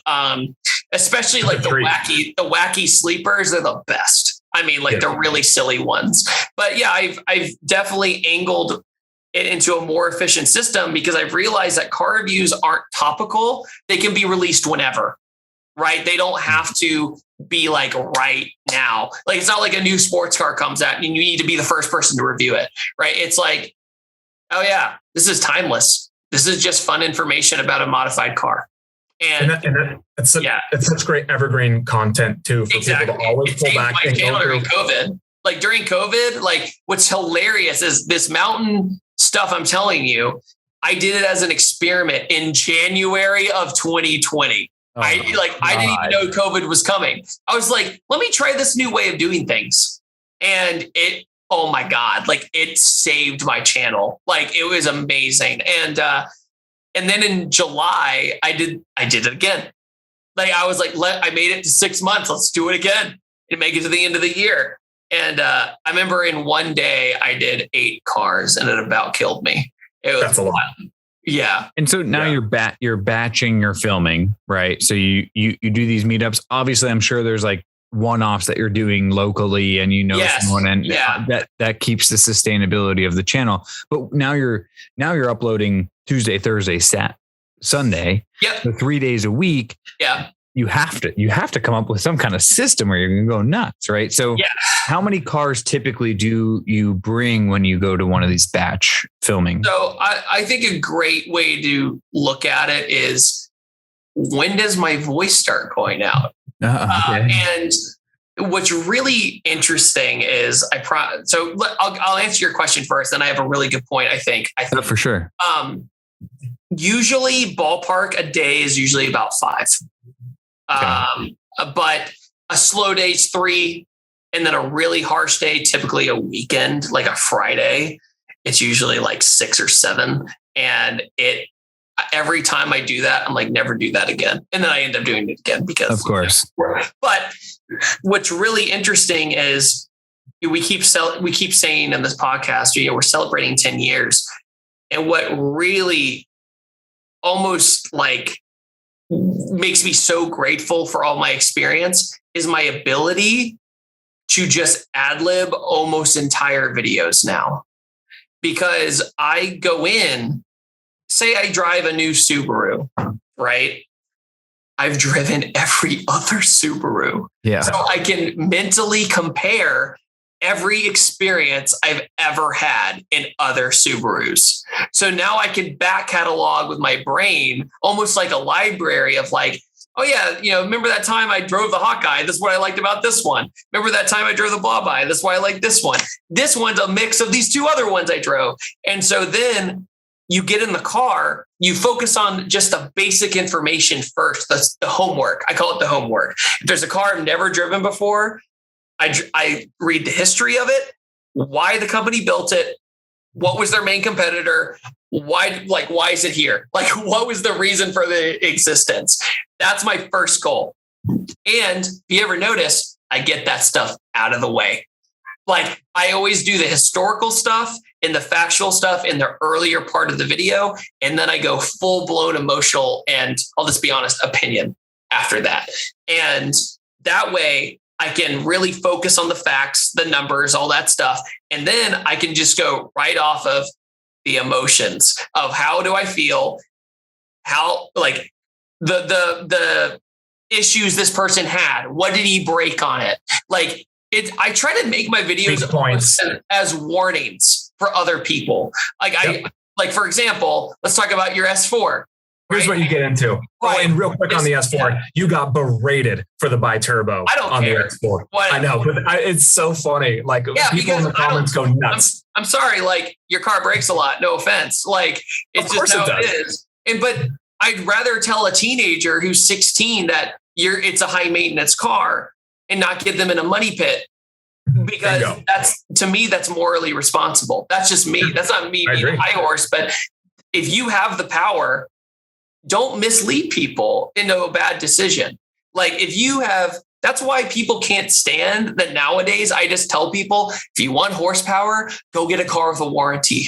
Like, for God's sake, like, because your payment is going to be cheaper than building another car. Because I build cars. I understand what happened.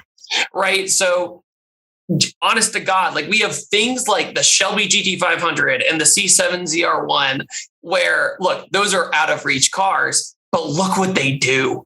They do more R&D with millions of dollars. And even if you want to modify those cars, you now have an even bigger head start, So if you start with a platform that, you have to basically spend quadruple the money to get to a stock Mustang GT or a stock Camaro SS, take a step back. That's all I ask. Like make sure that if you're going to be burning your money on fire, just know that you're going to be burning your money on fire. And that's okay. That's your decision. It's a good heads up. And I think that's responsible too, as somebody who's reviewing cars. Like, yeah, these are great, but you don't understand the pitfalls and things that people went into. And it's good to illuminate that. It's great to share that. But the fact that you drive so many tuned cars that have, different, all these different performance modifications, it's almost refreshing sometimes to just bring on a stock car. And it's like, all right, now I can compare. Yeah, you're right. Stock chassis. Yeah, you know what I mean? I did a factory Mark IV Toyota Supra in 2020. And it was great because it made a great topic, right? Because I've already done the real street and big turbos and all that. Yep. And I was like, what is this car like stock? Like, is it really as bad as people say? And so it's like, let me give it a try. And then I did it. And I was like, now I can make the judgment of why people compared the Supra versus, say, the R32 Skyline, right? Because their power bands came on very similarly when they were twin turboed, right? One was all-wheel drive, duh. But when it came to it coming on, you're like, oh, no wonder people thought it was like a knockoff to RB at the time, because it has the similar sequential setup or twin turbo setup. And when you drive them back to back, especially, you're like, oh yeah, they're spying on each other. There's no doubt about it, But when you drive them modified, you don't know what a person's taste is, what turbo choice there is, suspension. So there's no doubt about it when it comes to memorizing parts. I'm now a little bit more layman's terms about it because I trust my audience. I respect my audience. I think they're smart. For the most part, right? They could be smart about one car, one right. chassis. So what I focus on is, instead of being like, this car has this brand of valve springs and this brand of pistons and this brand of rods, and now I just go, is it a built motor? Yeah. And move on. Because say you have a stock bottom end, but a built head. People know what that is. It's one of these things where some people don't like it. Some people don't like that I kind of numb things down. But my goal of the video is just to, show some cool driving and the sights and sounds. That's like my main focus. And then my secondary focus is the emotional value the car gave me. Right. Exactly. And I think that's like the beauty of it, is like getting the feel of the car. And like, as a viewer that's behind the glass watching it, you know what I mean? It's like, well, I'd love to drive a K24 swap EG hatch, but I'm not probably going to. So how do I, what's this like? Tell me from the experience side.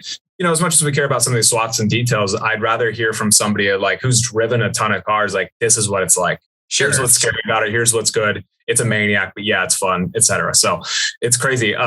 So you talk about details and builds and things like that, but and And then you have your own series where you start to do your own builds and things like that. So when did you start to finally say like, all right, I'm going to start doing a little bit more of that?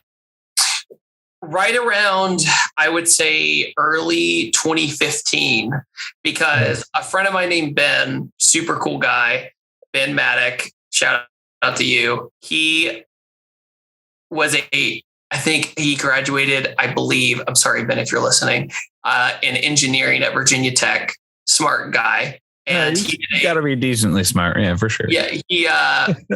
He won Jay-Z swapped a 240SX convertible, which he still has to this day.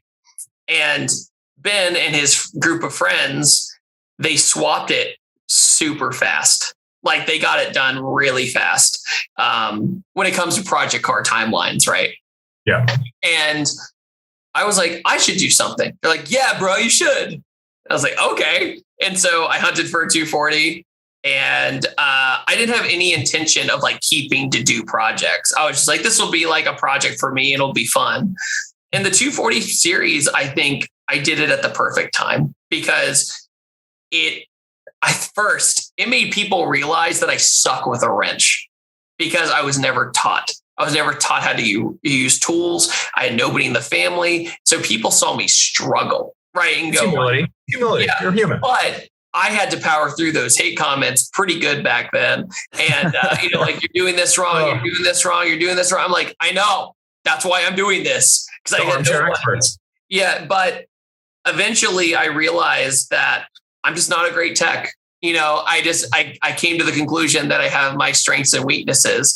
And so now when I do a project car, I more so like displaying people's talents that's better than me. And I go, why wouldn't I want to show off someone who does this for a living and show how good they are at it? Because I am pretty decent at filmmaking. Should just focus on the filmmaking part and the storytelling part. That's what I'll focus on. And so I kind of ended up shifting my project cars to the way I explained it at Hollywood as almost like a producer role.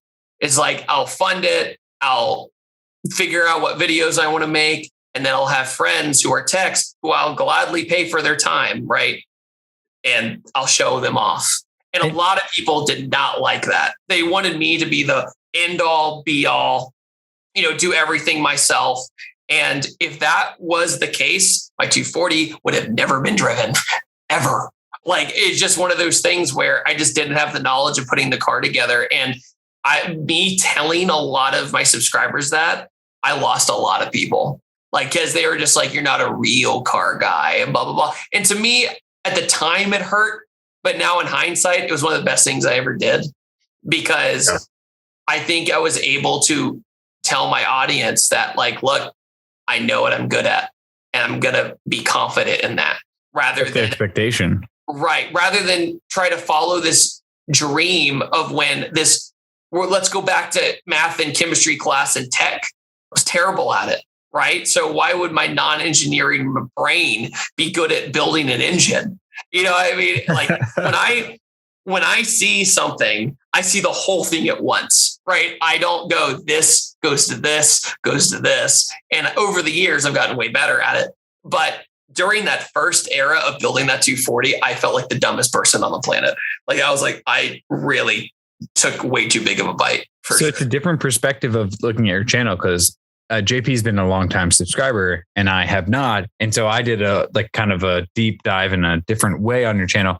And I didn't ever get the fact that you're a builder. I saw it from your reviewer and you're the guy who gives the perfect voice of what this is and the driving experience. Yeah. And what are these benefits to own? And that makes total sense to me right there. Yeah. So I wouldn't even call myself a builder. I just think of a cool project idea I want to do. And then I'm able to make it happen. Right. Yeah.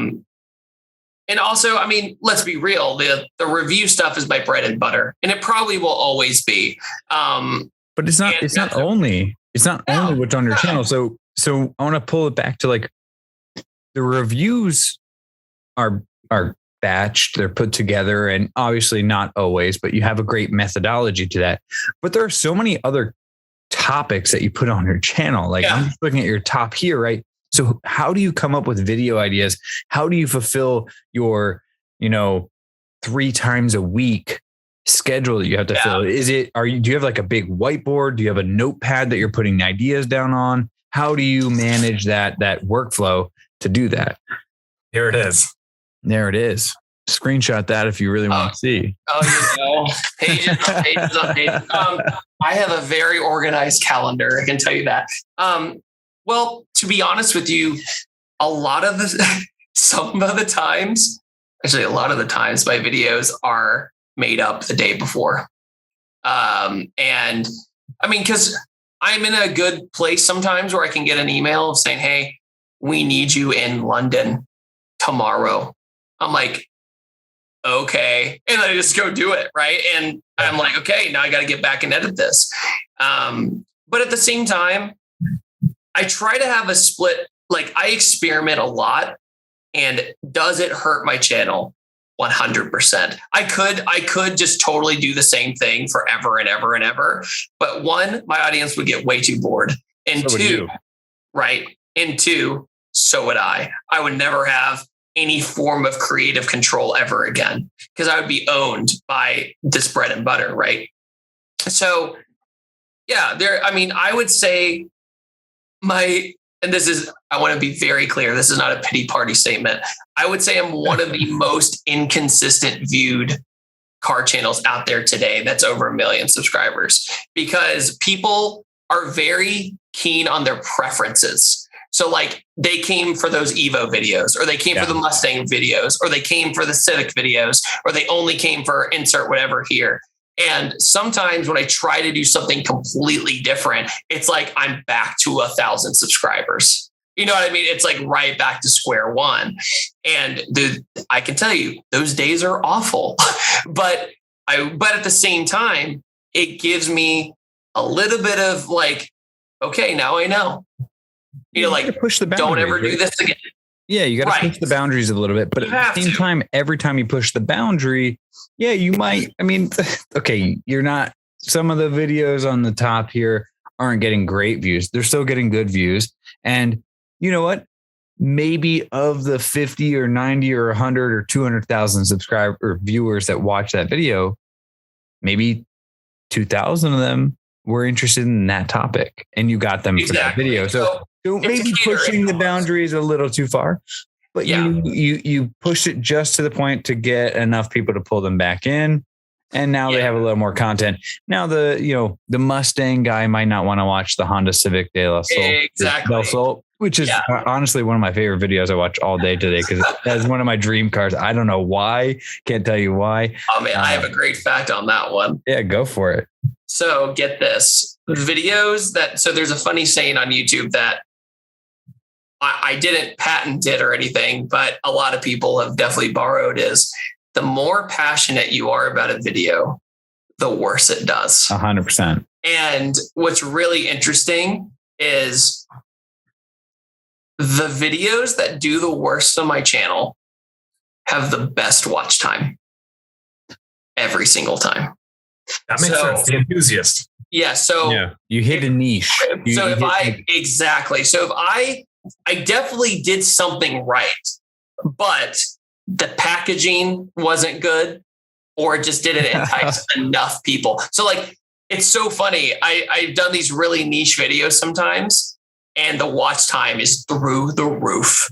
And it's like people would say from start to finish, like all the time.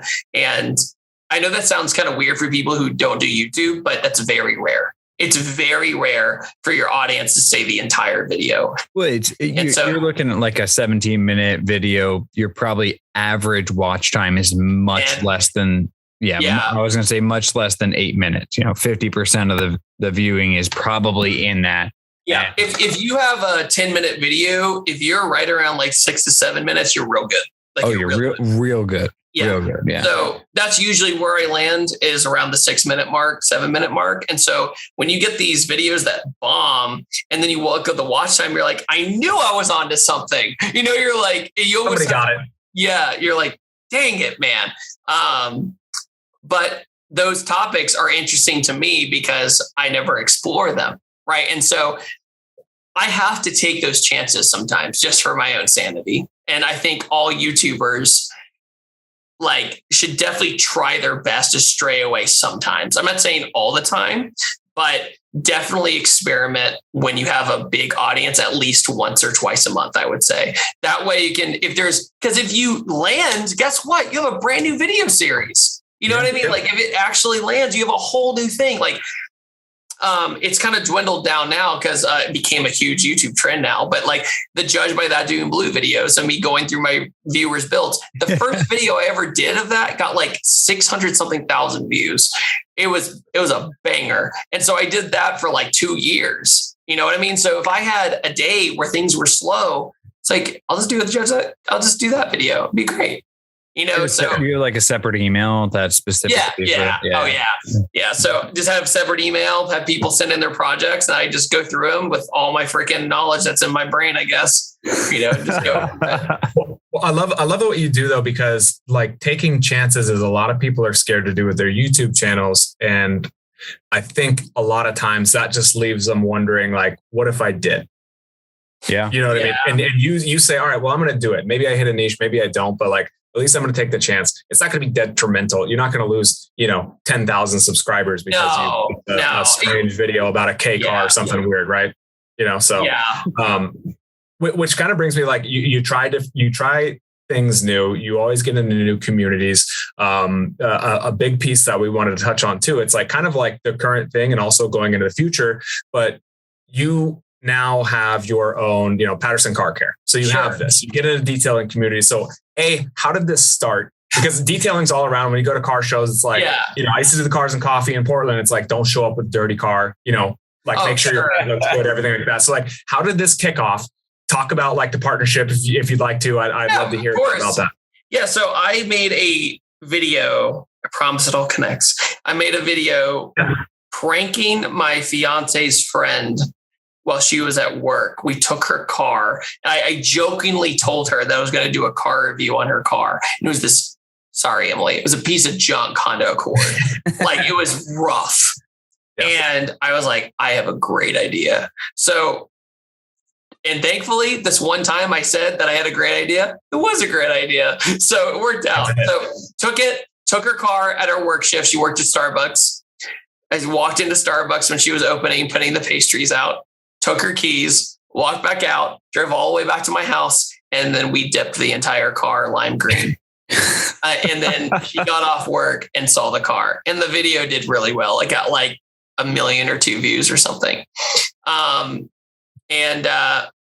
Look, it was a really bad dip job, but it was just to get her done. You know what I mean? Yeah. I was like, because I had like 6 to 8 hours to get it all done. And this is my first time doing it. So how bad did your hands hurt? It wasn't bad. It was my fiance at the girlfriend at the time, fiance now, she helped me with all the taping. She helped me mask everything. 2.5 million views, by the way. Hell yeah. That's pretty awesome. No, it's funny because like that makes me sound like, oh, that's cool. But yeah, it is really cool. Anyway, moving on.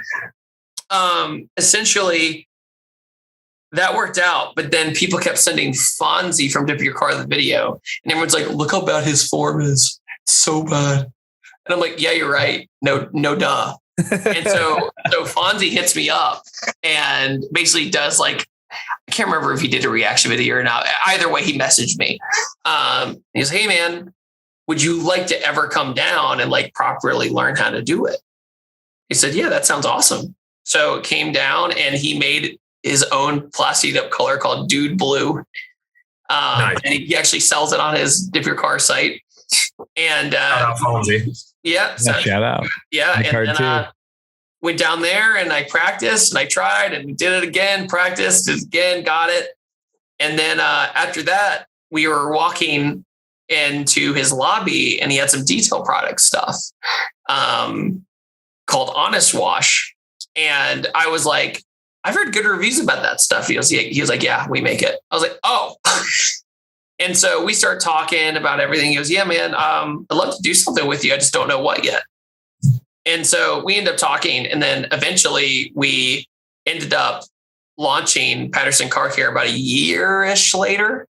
after kind of planning everything. And we had Honest Wash and Patterson Car Care, but Patterson Car Care was like an improved version of Honest Wash. So like we redid some of the formulas, and so that was great. But then we realized, like, why do we have two companies? Like, this is not smart. Let's just, So we ended up merging them. And then after that, we just became partners in the whole business. And it's been one heck of a learning experience. I can tell you that. So competitive. Oh my God. And I don't mean that in a bad way. It's great. But at the same time, you need to do your homework. It's a lot of homework. And at the same time, I don't think a lot of people understood what exactly I was going for.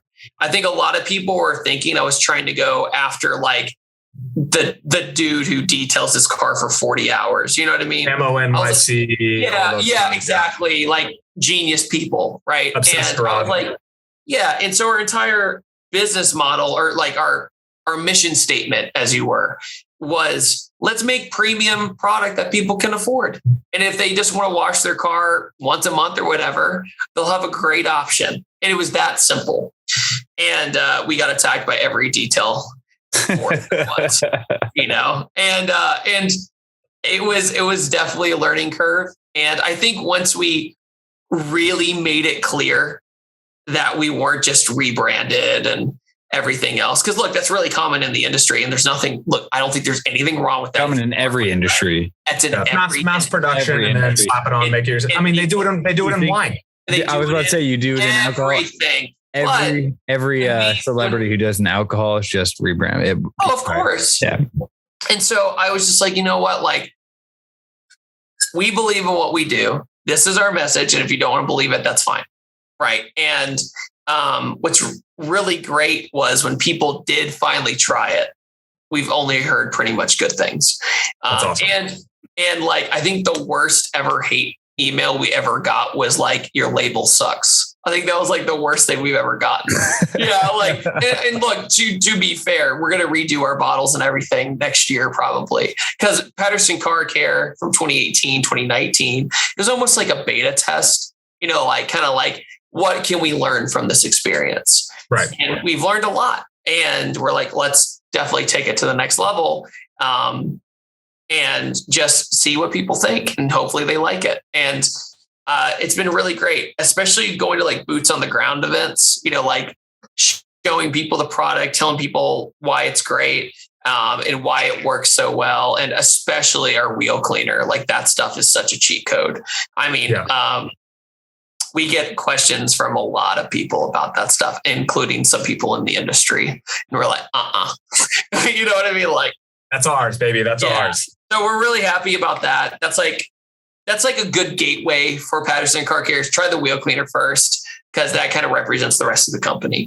You also sell kits, everything. Yeah. Makes it easy. Yeah. It's great. I'm going to buy some tonight. No joke. Yeah, that's awesome. Because I can't buy, we talked about this earlier, I can't buy Armor All products because I threw them away. I went to his house and threw them away. It's okay. I used them as a teenager. It's fine. I used them as a 28-year-old, so it's okay. Man, that greasy dashboard of yours, man. Oh yeah. My 4Runner is looking nice right now. Well, like with our, it actually has Plasti Dip from Fonzie on it right now. Yeah, gang. Hey, but no, the thing was with our stuff was I wanted it to be more subtle, I guess you could say. So like, for example, for our tire shine, it's like a semi matte finish. It's not like New Balance. It's not super gloss. Yeah. Right. Yeah. You're not wearing the brand new white shoes when you go. Yeah. So it's, you know, it's just like, we wanted to go bare bones with it. It's like anti-sling, and it makes your tire look nice and new. That's all we went for. I totally missed the reference right there until I realized what was happening. But yes, no. You're not listening to the little red Corvette while going to Cars and Coffee. Yeah, no, I love that. And as a fan of detailing and obviously dip your car, I've been dipping for a long time. I love that. And it's great to see, like, you know, people who are very interested in the community as well get, you know, interested in like the product side of things too. So I'll have to get the wheel cleaner. I'm going to have to try it out. I'll try out a couple of other products. So I'm into that. And that's awesome. I mean, you've come so far from kind of taking that leap of saying, you know what, I'm going to go do YouTube full time. Great support from the parents, from the family, everyone to get you there. So it's like, obviously you have the backing. You had a lot of tough decisions to make. I guess like, what do we look at now? Current, future state, like what are your plans for the channel? Tell us a little bit more. Sure. So it's actually been, I don't think I've worked harder than any other year, to be honest with you. Because 2020 almost put us all in this box.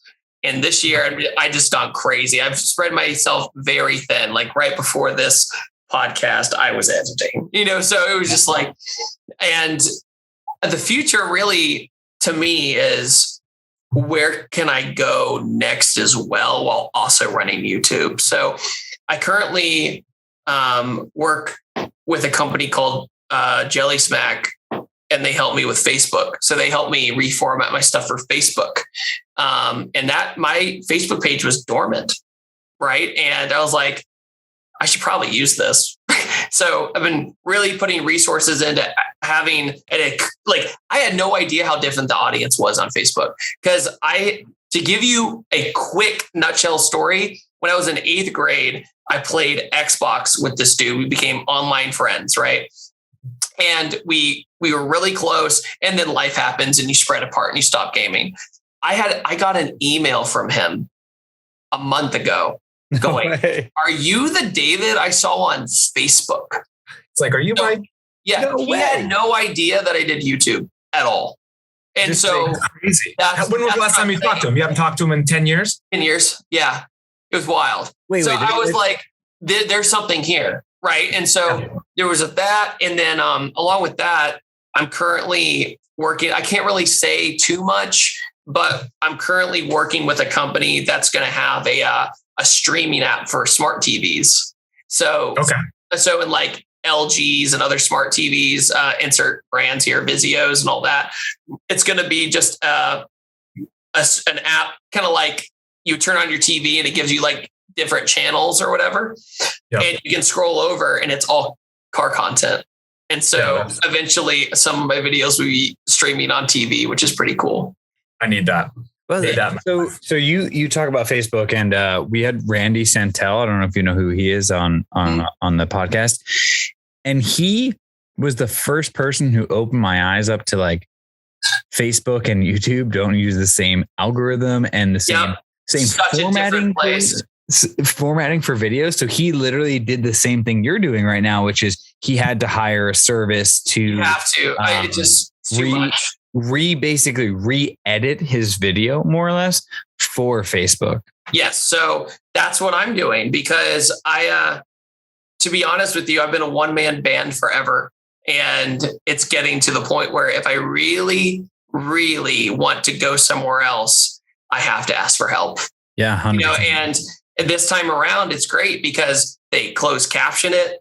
They cut it up. They put it into 4:3. So it's more appealing for scrolling on your phone. And like, it's just, do they give you social cuts and stuff like that? Yeah. So what's really cool is at the end of the day, like some videos that do bad on YouTube have a second chance. Yeah. Right. Yeah. And that's what's really cool for me. It's like a video that I was super passionate about, did terrible on YouTube, then gets 1 million views on Facebook. You're like, I knew it. Like, it was like, I knew it was a good idea. Eat it. Like it feels so good. Eat it, so YouTube and your stupid algorithm. These are real people here.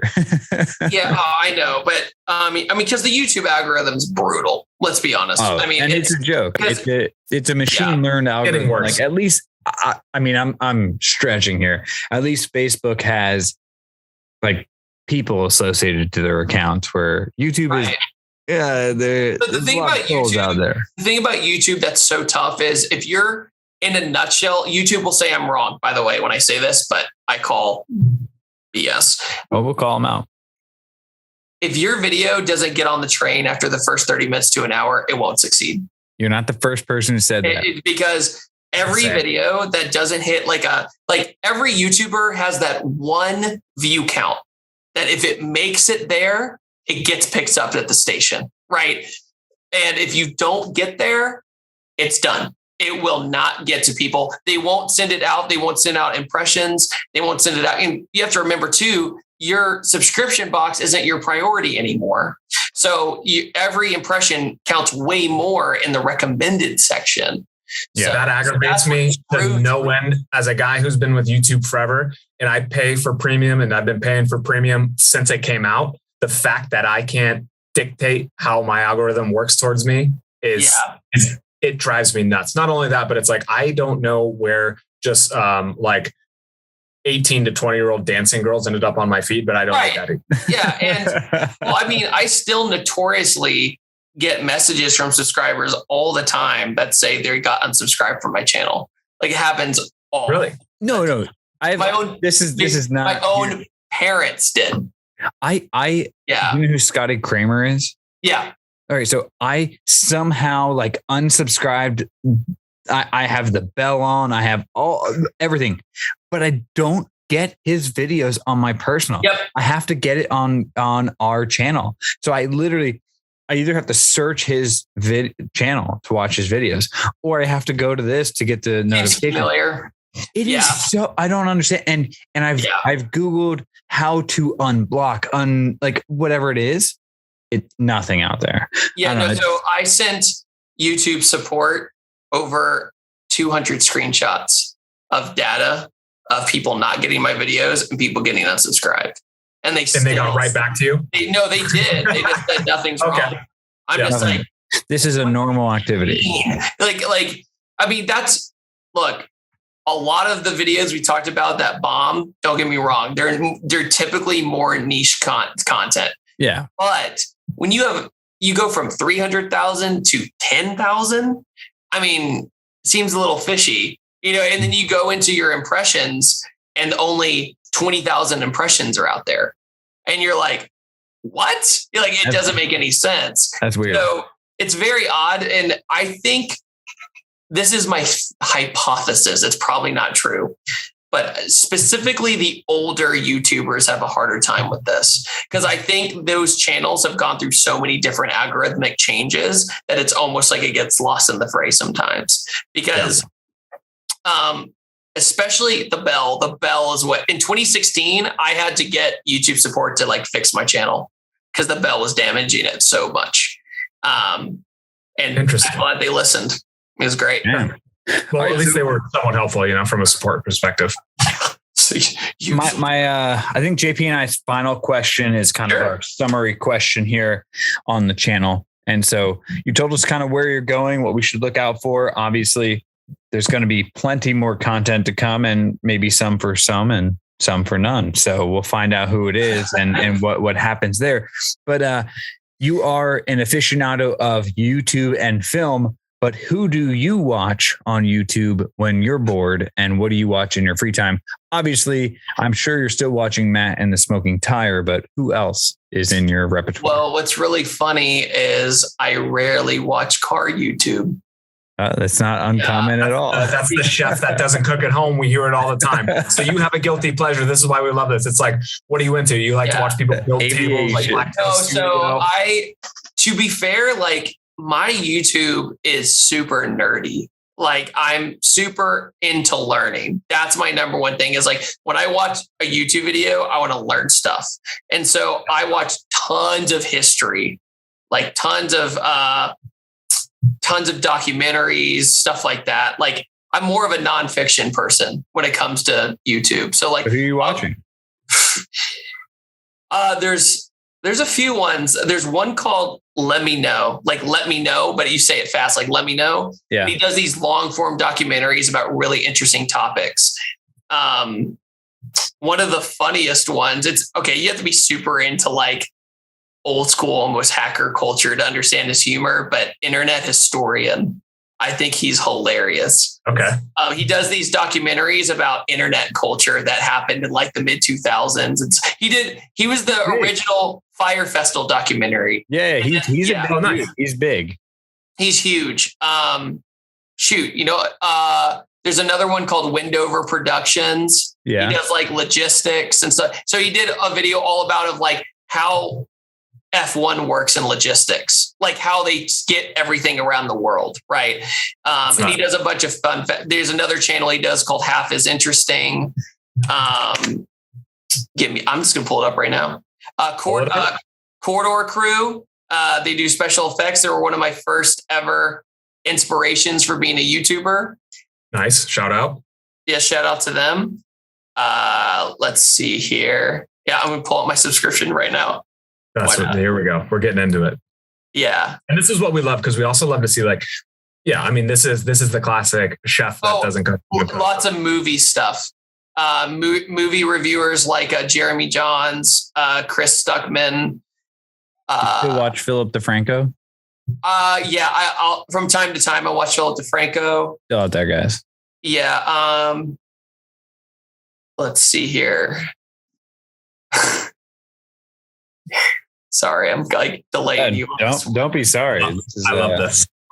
This is what we honestly. I love to learn where you came from, but I also want to know what's the mind of you today. I sometimes watch the Needle Drop for music reviews, like Fantano.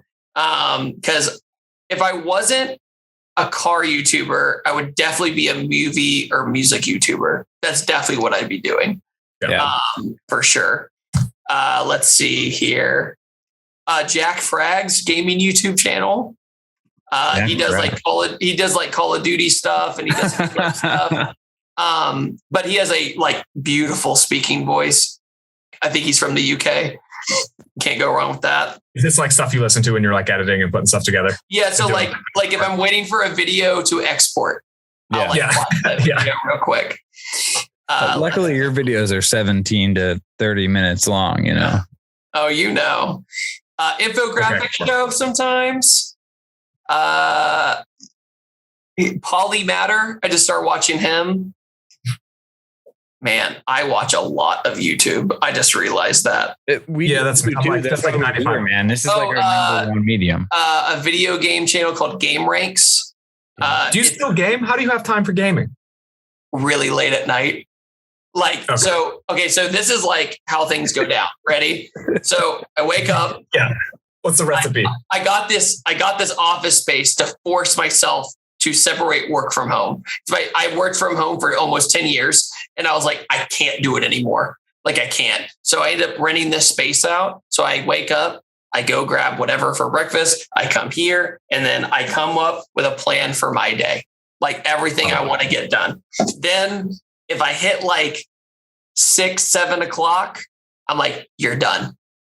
Like stop. I usually sometimes till like 9 o'clock, because then if you keep going, you'll be here till 3 a.m. Right. Because you're just like, I'm just really into it. Cause I'm like, I'm one of those people that has to cross the finish line. Like if I'm at a video where I'm like 7 out of 10 done with, I'm like, Marty here, like, let's get it done. But that was really unhealthy. So I was doing that. But now I set a cutoff point. I go home. I hang out with my fiance, at least somewhat at night. And basically I have her time and then I have me time. And typically what happens is like, we'll watch a show or something together. She'll fall asleep because that's what they do. And then I'll just stay up till like 1 or 2 a.m. gaming. And I'm not a huge sleeper, as you can imagine. So it's not healthy at all, but I'll stay up. Like, for example, Far Cry 6 just came out, right? And I was like, oh, I love these storylines. It's a 30-hour game. When am I going to find time to do this? Yeah. And so I'm like, well, in order to earn the right to go beat that game, I'm going to go work super hard. So that's how I almost like reverse psychology it. Validate your time. Exactly. So like I'll wake up at 6 a.m. or 5 a.m., come to the office and then finish earlier than I would normal, then go back, play till like God knows when with my friends online, and then wake up hating my life again because just a lack of sleep. But then I'm like, but you know, the memories, it's so much fun. So repeat. Yeah, but gaming and skateboarding, I still try and make time for. Those are the two big things. Two important things in your life. Yeah. Well, hey, exactly. If you guys haven't understood who he is, where he's going, and what led him to YouTube. I don't know what else there is to do, but that's a total lie. I'm sure we have 18, 20 more questions left here. Oh, sure. We'll catch up again soon. David, this has been so fun. I can't thank you so much. Like, this has been awesome. Like, this has been a great experience for me. I hope you had a great time. Everyone who's listening to this point, thank you guys so much. We do this because we want to inspire you. Hopefully this tells you to get out there, make a channel, create something, do something you love, because you could make your, who you look up to become your friend. Drop a comment right now if you're listening. Say dragon. I don't know, something weird. And and make a like. All of his information is in the description below, or the info in wherever you're watching. And David, thank you so much for joining us today and telling your origin story. Thanks so much. I had a really, really great time. Yeah, thanks. Finally, it's nice to get to chat with you after I've been following you for about 8 years. So awesome to get you on here. Also, hop onto Pattison Car Care, get yourself some detailing products as well. He's hooked up with Fonzie, and it's going to be good. So for sure. David, thank you so much for your time. Great chatting with you, and looking forward to chatting with you in the future. Sounds like a plan.